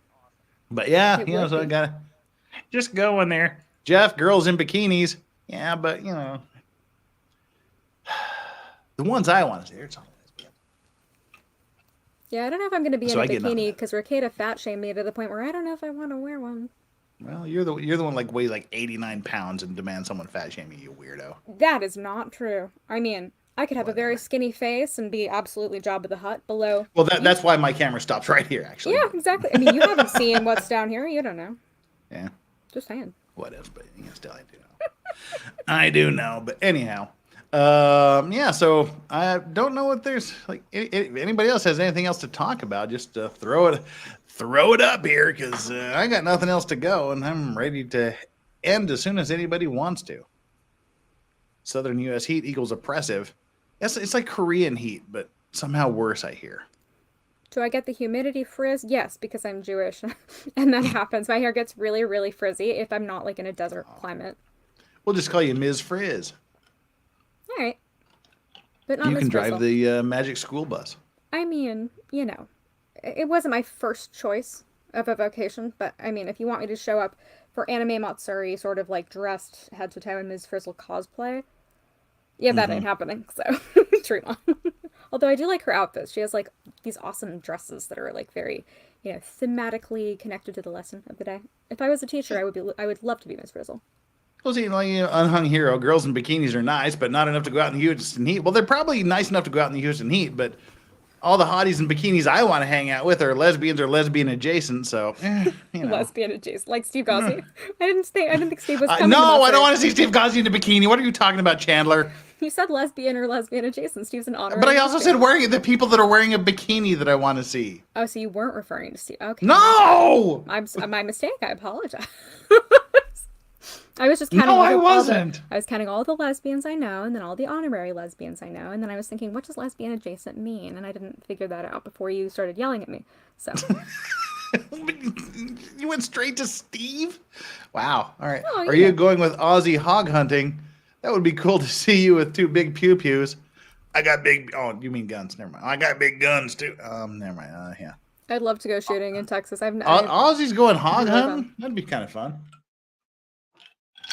Oh, but you need Fireball first. Oh, God. No. Remember that? Yeah. From the Murdoch No. trial? But they were having Fireball? I don't remember that. I made a joke about, you know, how they would go, like, hog hunting and they would have Fireball before, and it was funny, but I don't really remember the context. Never mind. Forget it. It was funny at the time. I can't remember how or why. There's nothing funny about Fireball. Flux No, found something Fireball's funny. awful. Not sure what Flux found funny, but she found something funny. I think it was maybe the image of Steve in a bikini. There's nothing funny about that. So Aussie's going hog hunting? That'd be cool. Like helicopter hog hunting? That's what they do in Texas. I mean, Houston's kind of like a city, though. Like, are just hogs running amok in Houston? No, I'm just outside. 2 weeks in Texas, Jeff? No, only 4 days. I'm only going to be there in 4 days. I'm going to be in Houston for 4 days. That's it. And I'm going to be in the convention center. I'm going to be at Miller Hats. I'm going to try to hint that they might want to do a sponsorship with me. Just raise the idea. It'll only cost them. I'll do it for 4 hats a year, 1 hat a quarter of their choosing. I would wear any hat Miller Hats has. A hat of their choosing once every 4 months for free advertising every time I put on a Miller hat. I like that idea. Well, Try it out for 1 year. It'll only cost them 4 hats, and then they can decide if it's worth it or not. I mean, Do not look up Ms. Frizzle cosplay. How is Ms. Frizz cosplay even a thing to look up? I swear to God, the internet has everything. it does. Well, people dress up as weird stuff for cosplay. Like, And by the fact you said don't look it up, God damn it, you know that means I have to. yeah, I mean, Ms. Frizzle cosplay. Oh my God, it's actually like comes up as a suggested search term.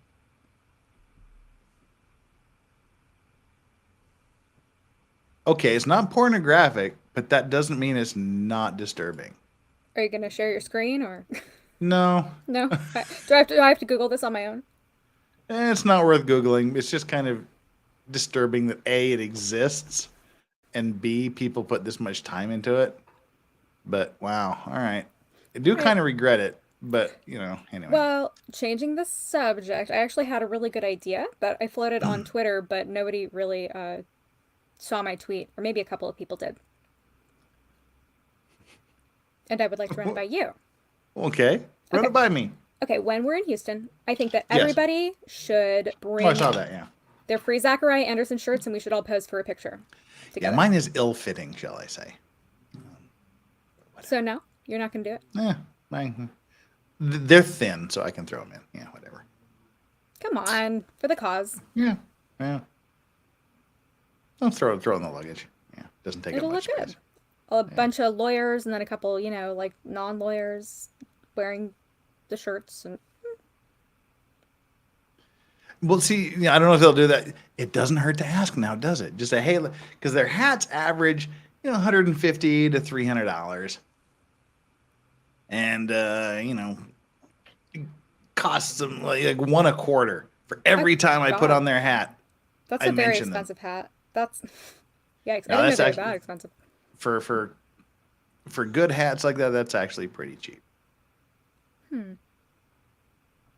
I guess I found most of my hats at thrift stores over the years, so I don't really know how much a brand new hat costs. Have you watched Yellowstone on Netflix? I haven't, no, but I've heard it's really good. I haven't either.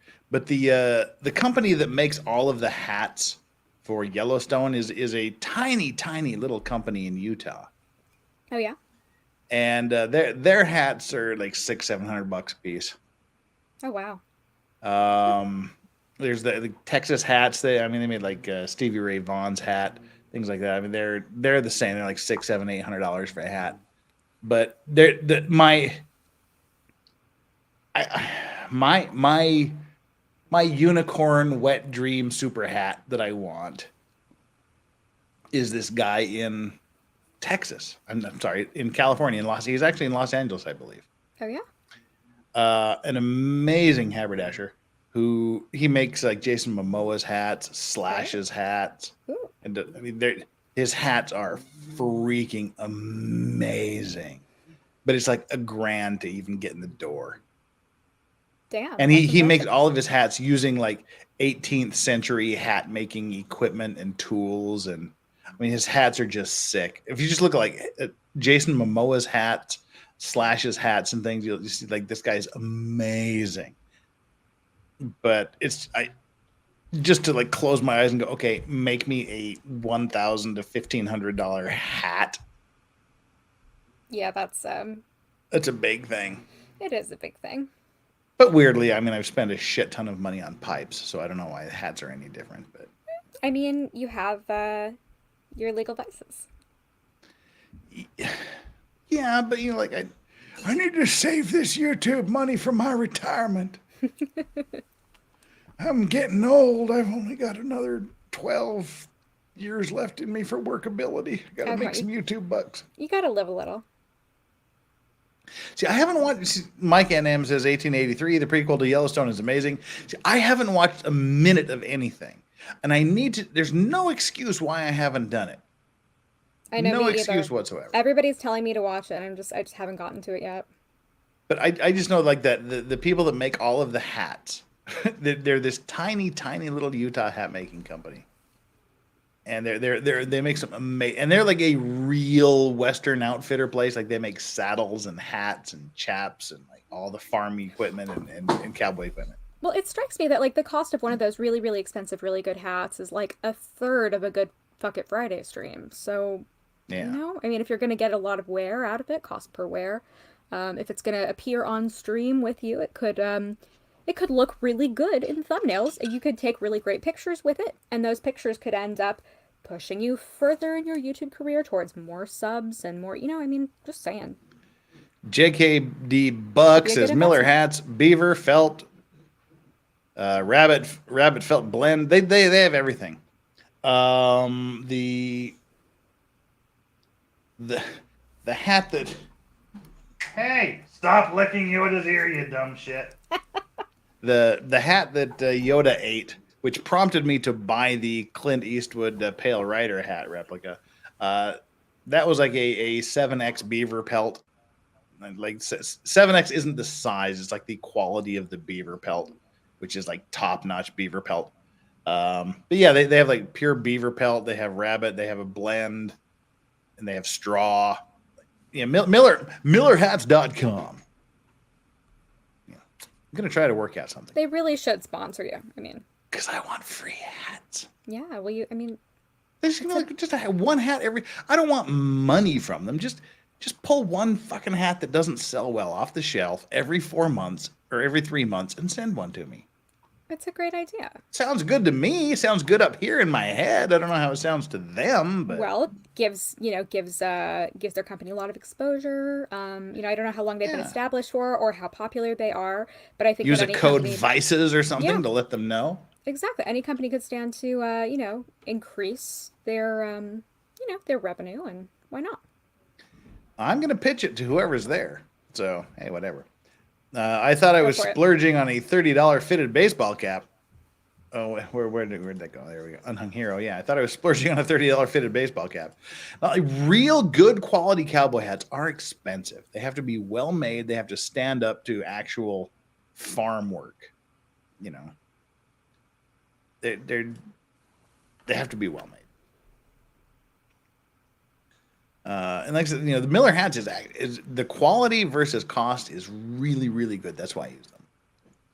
But yeah, oh my God, I can't think of whom right off the top of my head because I'm 3 strong cocktails into the night on a relatively empty stomach after a workout. Because I'm trying to get less fat. I can't think of the guy's name that makes Jason Momoa's hats. Jason Momoa hat maker. Hat maker, make me a hat. Find. While you're looking that up, I used to wear hats all the time when I was in high school. I was just the girl with the hats. I have lots of pictures, and I had this one amazing hat that I found at Goodwill. It was beautiful. It was like a bowler style hat. Some guy tried it on at a party, and he never gave it back to me, and I was furious. But it looked really good. I wore hats in high school too, because I was a nerd. People hated me. I used to wear them in class all the time, and everybody was just like, ooh, I was very pretentious. I would carry my DSLR camera around with me everywhere, and I had a moleskin. I was always I would try and read Jack Kerouac in the dark room, my photography class. I was very pretentious. You were reading Jack Kerouac in high school. Yeah, I was reading. Pretentious bitch. Oh, totally Come on. pretentious. Yeah, no, What the hell was that? I was really art school. I was reading Edgar Burroughs. I was pretentious as hell. It was really funny. I had no friends. I talked to nobody. I would just sit in the library and I would read Dostoevsky, and I thought it was really cool. Well, see, Crime and Punishment is now one of my favorite books. Oh, me too. I mean, I love Dostoevsky still. I love the book. I hate the book. It's my most loved book and my most hated book. Okay, why do you hate it? Because it's so emotionally draining.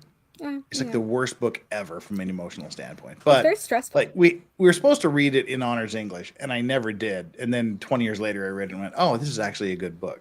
But yeah, if you would have read that in high school, I probably would have beat you up.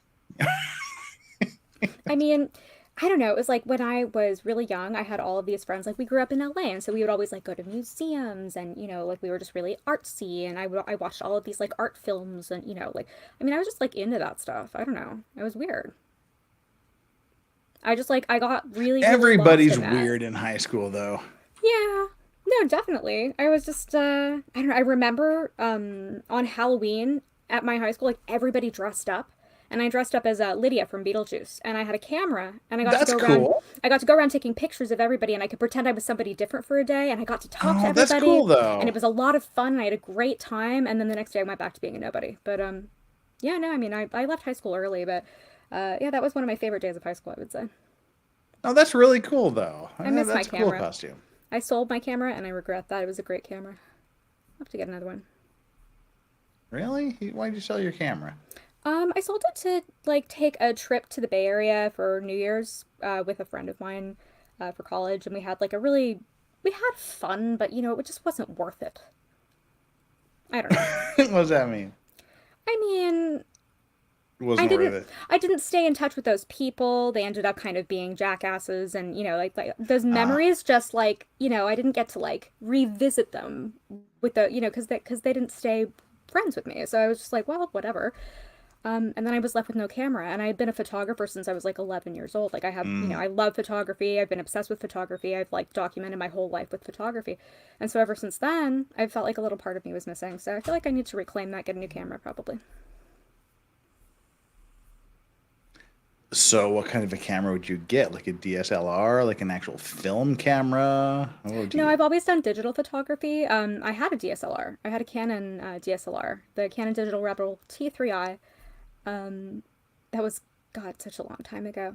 But I would probably, I might shift towards a different. I mean, I've always gone Canon, but I might shift, Nikon if I. So I've been a Canon guy too. Yeah.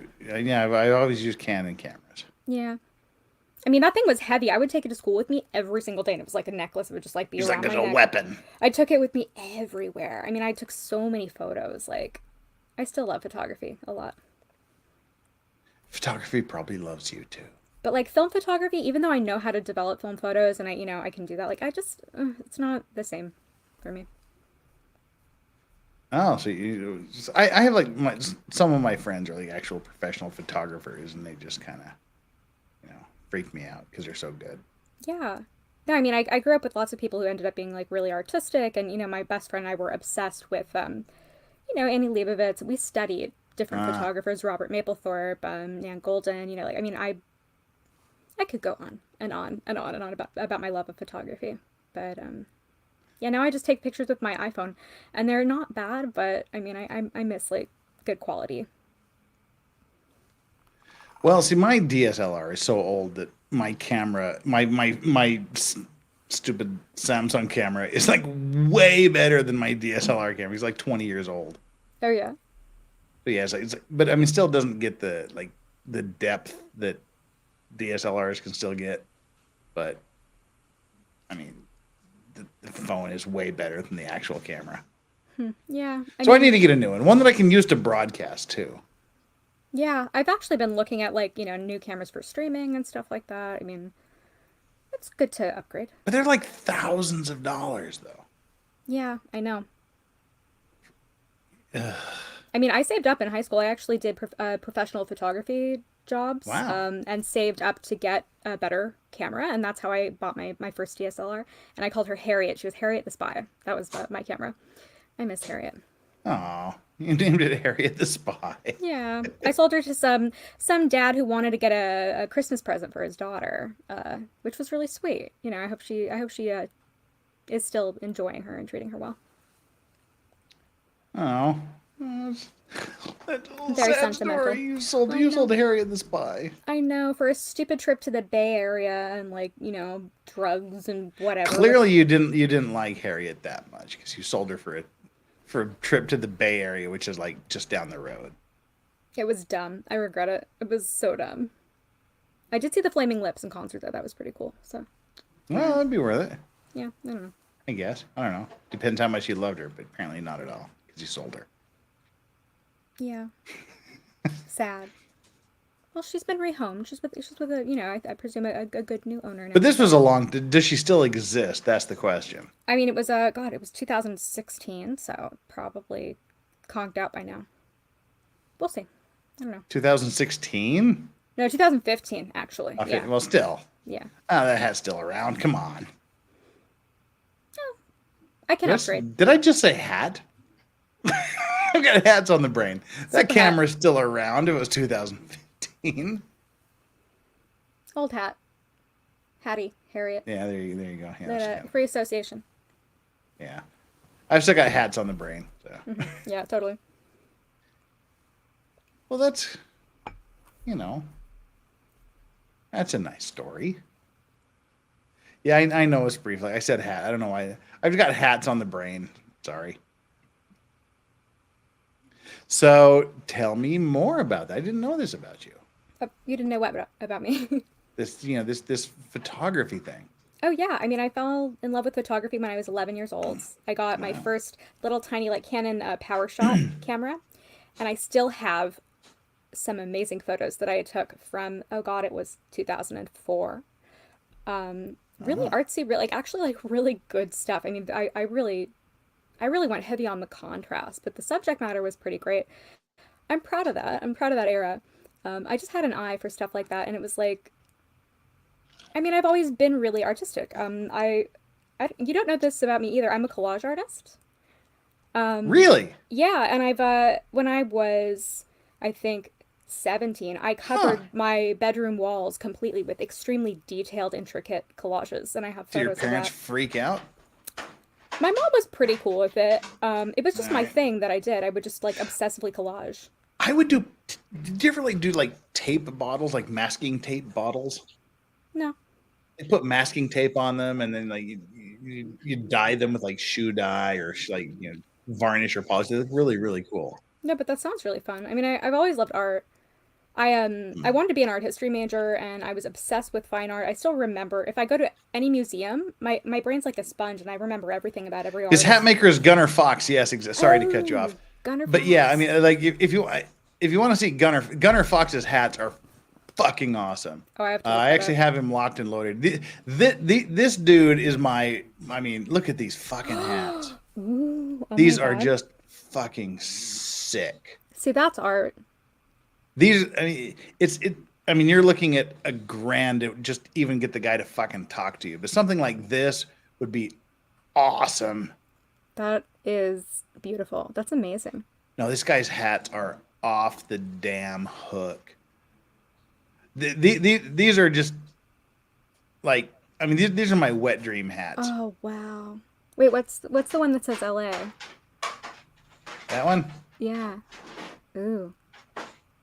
Huh. As It's not as born cool and as the raised other one. Los Angeles native, this one was special. Handcrafted custom for Cypress Hill. I mean, it's all right, but I think the other ones are cooler. That's a Cypress Hill hat.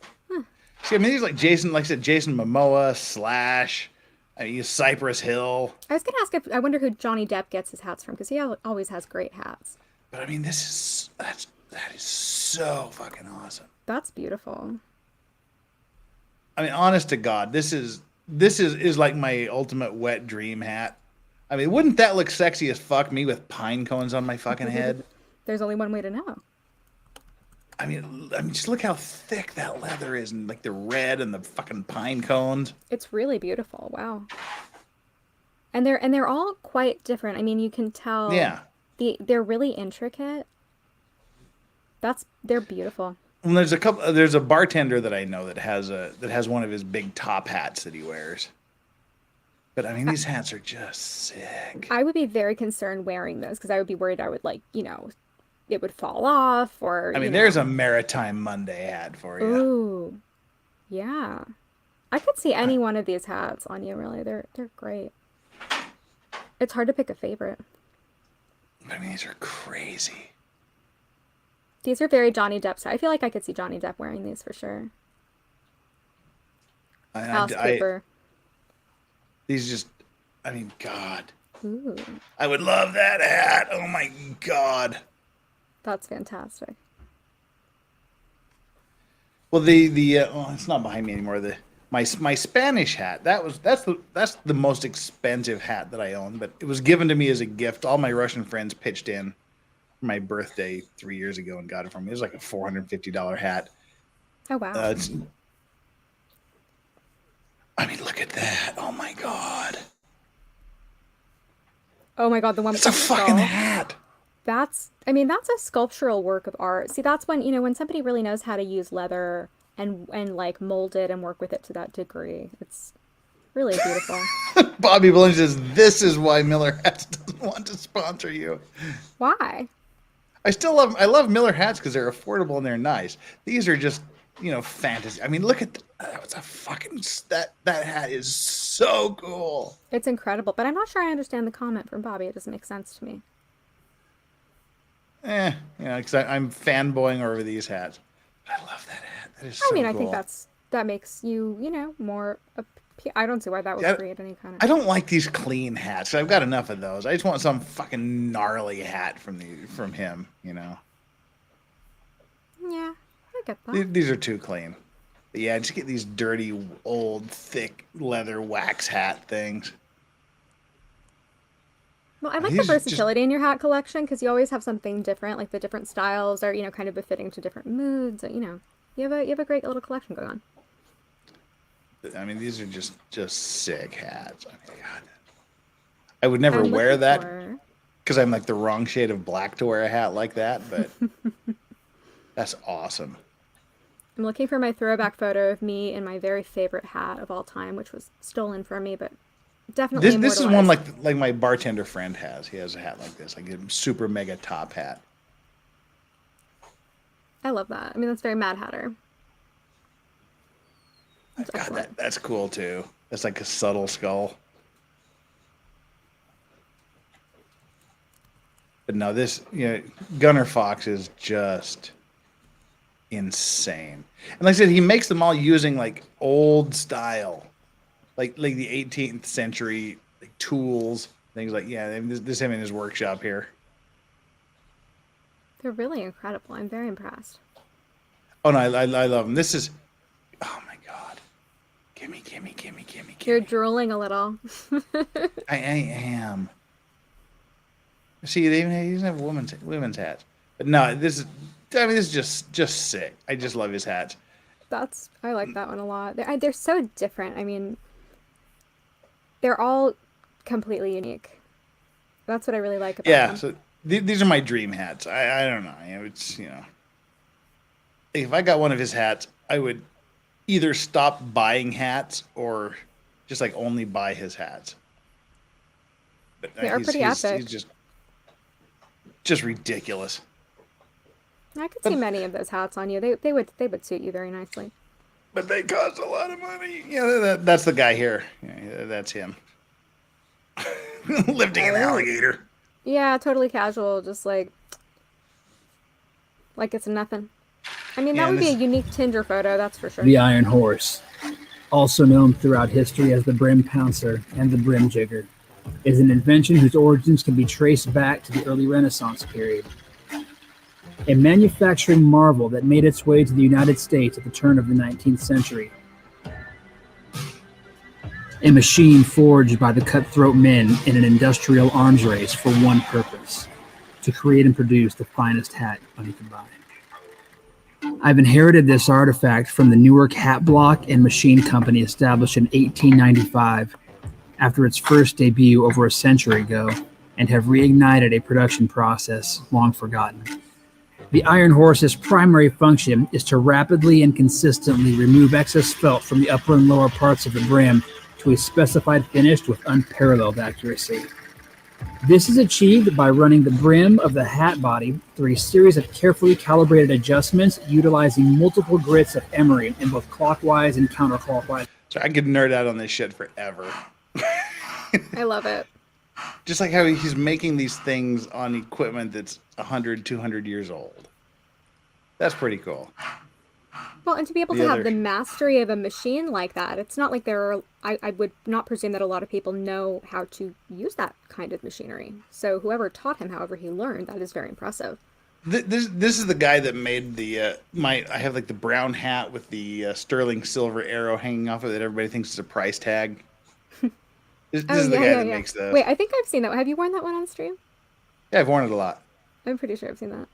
Yeah, this is the guy that makes them. I guess that's his girlfriend. So he does some cool stuff too. He's from Spain. Oh, I like these. They're different though. Yeah, he's got his own different style. I like it though.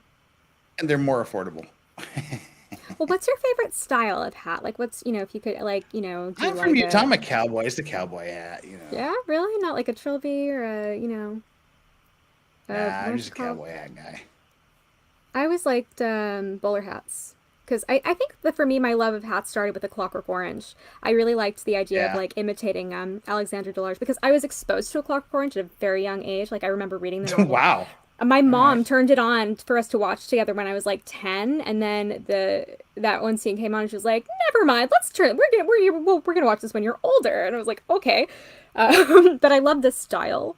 I love just like their uniforms and their costumes, and the bowler hat just really got me going. Yeah, I don't look good in a bowler. I do. I look really good in a bowler hat. I have so many pictures of me in hats You from because you high got a school. small face. I've just got a big round head. So Yeah, it's the bowlers just make it look bigger and rounder. women in hats. There's something about women in hats. Like I did that. I'm looking for these pictures because I feel like you'll appreciate. Oh, see, I like the 30s pillbox hats on the women. Those hats are nice. Like a leopard skin pillbox hat, like the like Edie Sedgwick, the Bob Dylan song. Yeah. I love that. Exactly. Song. That's such a good one. Wow, this kind of went weird, didn't it? We were talking about hats and shit. I mean, why not though? Like, we're having fun. The Iceman 1418 101418 says, grew up in the Bay, wouldn't sell a wooden nickel to go back there, lol. First time catching live, got hooked on these a month ago. Well, gee, thank you so much for being here and being live. This is what kind of happens when we're done with what we got to talk about, and it's just nonsense for the rest of the night. Oh, I found Yep. it. There we go. Oh, you did? I found me in hats. Yep. Chandler and hats coming I up. will- Thank you so much for that, Iceman. I have to share that. Sorry, I mean this may be very self-indulgent, but like. It is, but Oh, I also have a picture of me with my old camera too. like we're worried about being self-indulgent. I just scrolled through a hat maker's entire Instagram feed. Fair, reasonable.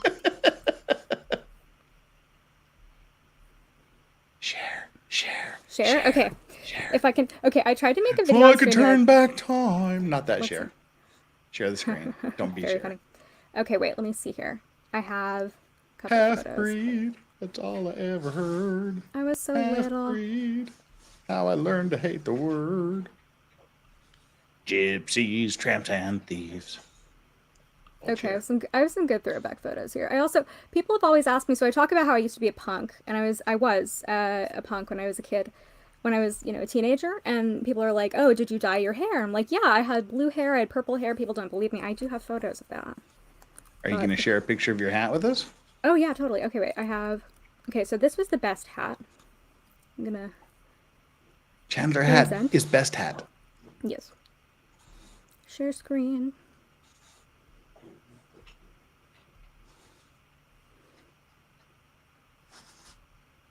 Yes. Okay. Ever since I switched over to Firefox, I don't actually know how to share my screen, but I'm gonna try Same this. exact way. There we go. Okay, let's see. Hey, that's us. Hi, us. Can you see anything I'm sharing? Yes. Well, you can't see it. This one. There we go. It's a cool hat. That's my favorite hat. It's a really beautiful one. I have a better photo of me wearing it, but see, it has like, it's kind of like a, not like a suede-ish, but sort of, maybe it just like brown on the bottom, and then there's like navy. There was this beautiful ribbon. I wore that all the time. It was my favorite. And then I had this bowler hat. You can't really see it here. Dang, that's you. That's cool. Yeah, it was me when, oh god, like 2008. I wore it everywhere. And so I was always like, this is me taking a selfie. Late. This is me with my, which camera? I don't What, you didn't probably even bat an carry- eye when I like start, slinging some, You're so What? 2008, so 2000 and late. Oh, I was totally 2008. So there's this one. That's Harriet. And then that's, oh god. I don't know what you're saying. Inception. Yeah, that's been happening with Firefox. I don't know what's going on, but at least my audio is better. Because you're sharing the window, not the actual screenshot. God damn it. Okay, I'll have to work on that somehow. I'm still a total boomer when it comes to certain things. But those are some very bad quality photos of my Doll hats. X. Yo, Jeff and Chandler. A little product recommendation for hot or annoying, humid, clammy weather. Get a neck fan. I swear they're friggin' amazing and make all the difference in making you feel cooler. Yeah, neck fans are big in Korea. They've been big for like years and years here. They just look weird. There's a little they sit around your neck and they like blow cold air on your ears. Basically. I'm down with the fan. I mean, I think like just staying inside where the air conditioning is also a great idea. That's The my awesome hat scale goes from Law Rex to Johnny Depp. Are you assuming that I'm on the low end of the awesome hat scale? That's Shame so on you. Rude. Oh my god, what is wrong with you? Running See, whatever. to your me, name is. Johnny Depp seems like the guy that shops for hats at like the Salvation Army. I mean, there are some good hats at the Salvation Army. There are. In LA, okay, I have to say, in LA, like, I've been thrifting my whole life. People donate really good quality stuff. Well, like in Mormon land, we have Deseret Industries, which is essentially the Salvation Army for Mormons. It's like thrift stores in all the Mormon community. Same, it's literally the same as Salvation Army. But there's like the 3 tiers of shopping DI, which is what we call Deseret Industries. Like, did you see Napoleon Dynamite? Once upon a time, yeah, I did.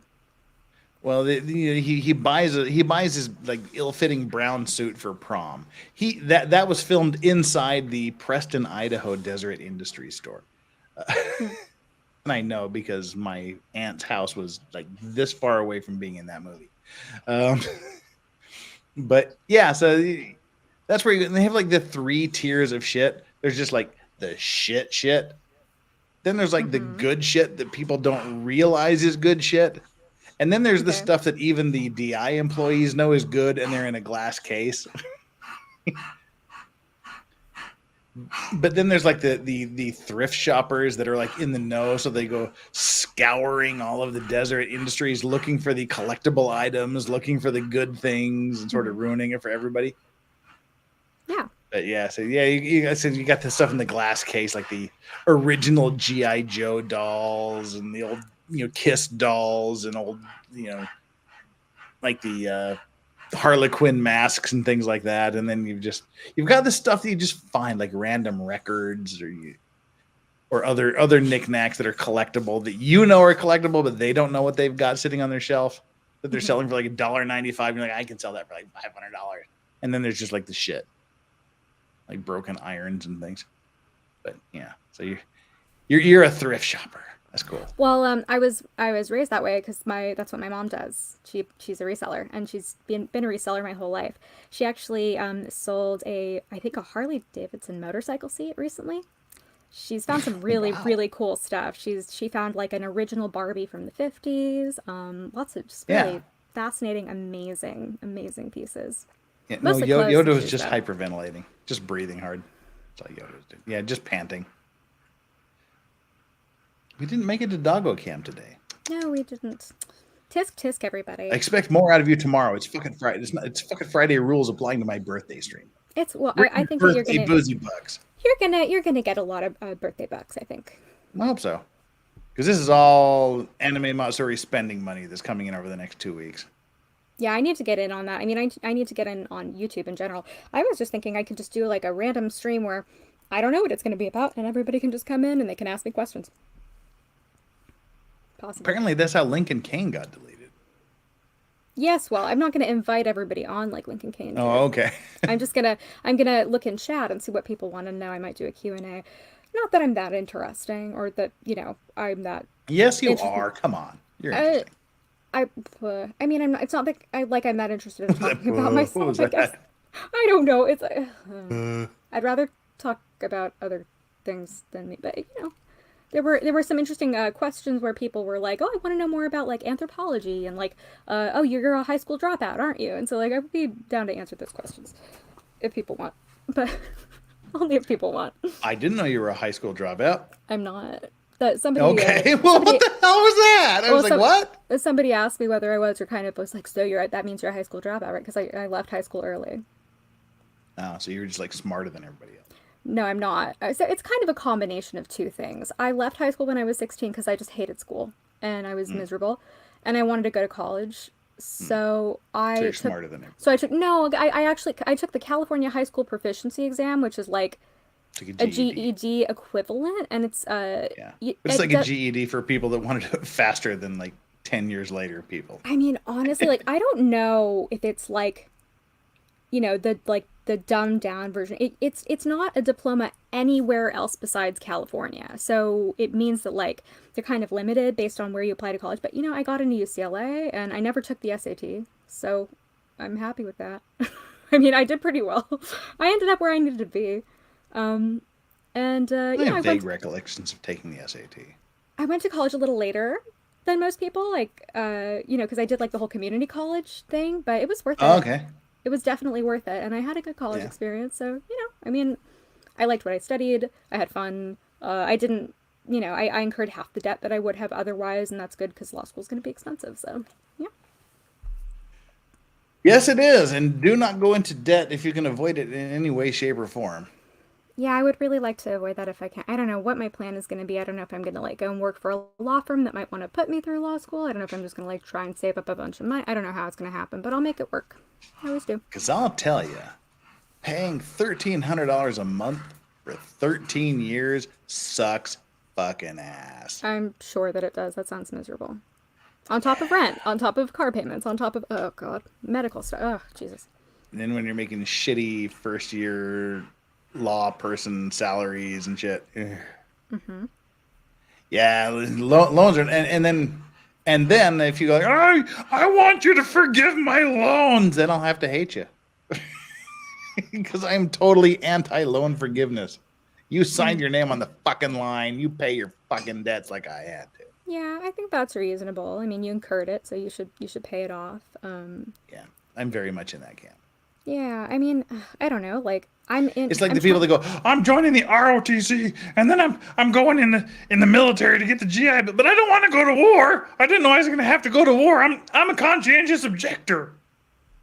Oh, a lot of people do that because they want, help with their tuition, and that's reasonable. But Yeah, when you sign your name on the line, there's a good chance you're going to war. Yeah, even if you're like 18, like you have to be aware. That's how contracts work. But that's what I'm trying to do right now. I'm trying to decide, like, do I end up, working as a paralegal for another year, or do I apply to law school now? Because I could, if I work as a paralegal, then I can make and save some money for law school, and that would be great. But I would be going to law school later, and I want to be a lawyer sooner. So I don't know. Yeah. Exactly. I have to make some plans. Just think interest when you make those plans. Okay. You sign on that line to get that loan, you are locking yourself in for a shit long time. Yeah, I mean, they say that it's never like too late to go to law school. No. I mean, I'm 30. The oldest lady in my law school class was 64. Yeah. She was a Catholic nun, and she wanted to study canon law, like canonical law.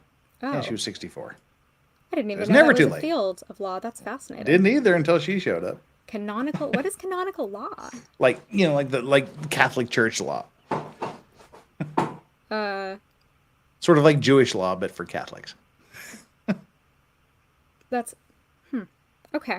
I'll have to look that up. Yeah, just like Jewish law, but for Catholics. But Jewish law, like, I feel like that pertains just to the practice of the religion. Yeah, In my experience. Yeah, that's what you want to do. Like, It's not the legally practice of, binding, the practice of though. religion. Yeah. Okay. I will Google that. I'm just like, you can see me getting more and more confused. But, Sign up for IT, put it in inventory. No, but that's the thing. It's like everybody told me, like if you have work experience and you go into law school, you will be more confident, you'll be better prepared. The more you know going into law school, the better. And I am glad that I didn't take the traditional route, because I don't think I would have been able to hack it if I had just been like kindergarten through JD, like one of those people. But I do want to get there. Like, it's frustrating not knowing stuff. It's frustrating being a paralegal and not knowing how to be a lawyer yet. Like, I really want to be a lawyer. I've been a lawyer for 30 years, and I don't know how to be a lawyer. It's like you just never figure it out. Yeah, but at least you just fake it well. I just want to get there. It's like it's there, and I want to work really hard. I want to make it happen. I want to learn all the things. I want to expand my mind. I want to, I want the discipline. I want to get jaded. I want all this stuff. I want to be jaded. Something like that. Very Joe-ish. I see what you did there. Mm-hmm. Yeah, you just kind of wing it. Yeah. Really. Yeah. Well, anyway, I mean, self-indulgent rant about law school. Well, it is now 2 a.m. here, so it's probably time to shut this little thing down. Let me get a few hours sleep before I start Friday, because I got to get a little bit of rest so that I can stay up as long as possible and do a major birthday stream full of lots of people, lots of panel members. Like I said, right now, I mean, you have to let the elder statesman of the LawTube community have first grabs and things, and then as time as the evening goes on and the big people disappear, well, we'll just kind of everybody will be. Just let me know if you want in. You'll be in. Right now we have Ariadna Jacob. Ari Jacob, by the way, she just recently confirmed that she will be there for some part. So Awesome. Ari Jacob will be here. She just shows up for the F Friday. She is so funny. She's I so love cute. her. I've always wanted to like be on at the same time as her. We always like we're like ships in the night. She's fantastic, and like the whole thing recently with her lawsuit with Taylor Lorenz, like huge win. I would love to be on at the same time. Let's see if it happens. If it doesn't, Ari, we should talk. You're awesome.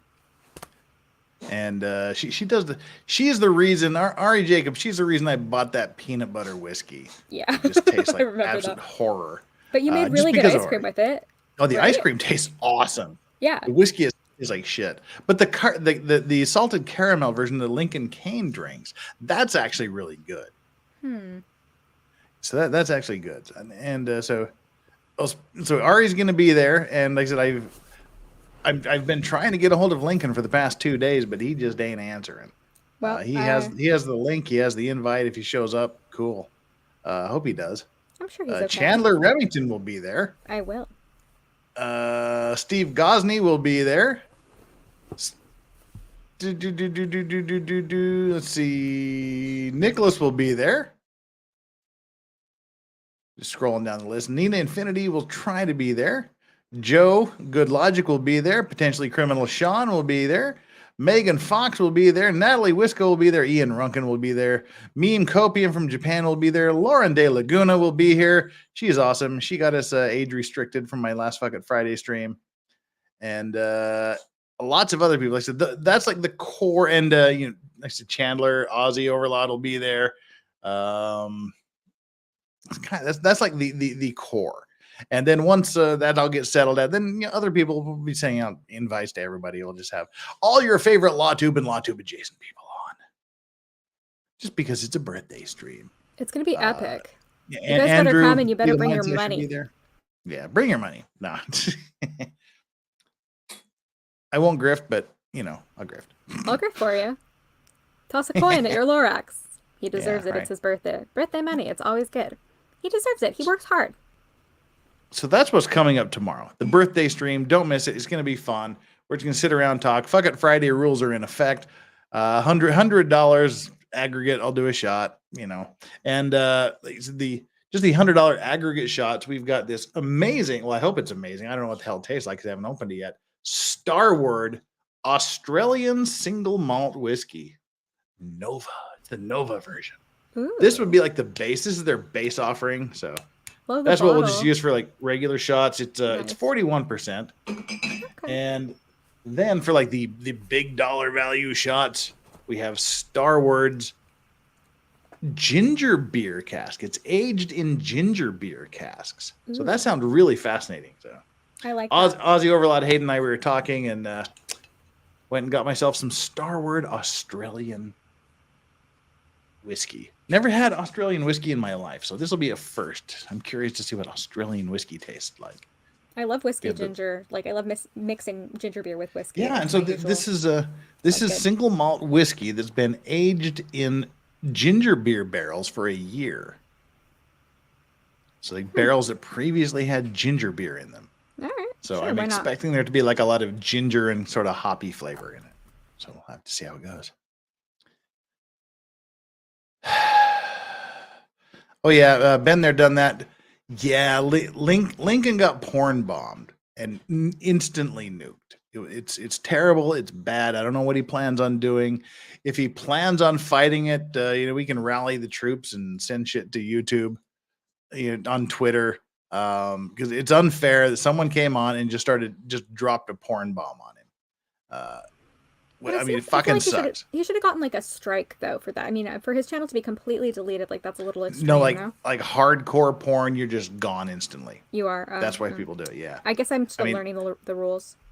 Yeah, it was apparently like bad, but it wasn't his doing. It was someone that on camera did it themselves, dropped the porn bomb. I'd rally the troops if he tries to contest it, tries to fight it. But I don't know. He just disappeared. Hasn't been answering emails. So yeah, we'll see. So that I said that, like I said, that's kind of sort of the base list of people that are going to be there, and then as the big dogs moving, and we'll open up and we'll have fun. We'll have other people on to hang out and chat as they have time. And it'll be fun. It'll be a great time. And then a week from Friday will be Fuck It Friday, and we'll see how it goes. So, peeps, it's 2 a.m. here. I am going to pull the plug. Thank you so much for hanging around. Who was with the prawn? It was Lincoln Kane, Australian YouTuber extraordinaire, big supporter of this channel recently. Huge fan of Lincoln. Shit went down. He got porn bombed. It sucks. Just looked up Starward. The stuff on where'd it go? The stuff on the shelves here is red wine barrels. Ginger sounds nicer. Well, that's the Nova. Nova is their base offering. That's the red wine barrels. So that's kind of be the basis of our festivities. But like the higher value super chats, we'll check out the ginger beer option. Yeah, that's kind of it. Chandler, what do you have to say for yourself on the way out of here? I have to say that I need figuring out content to put on YouTube so that I have something to tell you all about at the end of the stream. I'm going to be working on it. Forgive me for being bad at that for now, but I've really enjoyed just coming on people's channels, so I'm going to have to work on it a little bit. But it's been fun, and I'm glad that we're almost at the end of Fung, because it should be interesting to get to some new testimony with OJ. Happy birthday, and congratulations on 50,000 subscribers. It's already 2 days after my birthday here in Korea. You can. I know. Well, but you're doing your birthday stream tomorrow, so it's still like your birthday grifting. I know. I'm reminding people it's just birthday. Go to the birthday stream tomorrow. 50,000, yay, awesome! I'm actually really excited about that. Like. Just saying. We just got across the line, and looks like we've worn out our increase in numbers. We've stalled at 50,086 subscribers. Well, that's pretty good.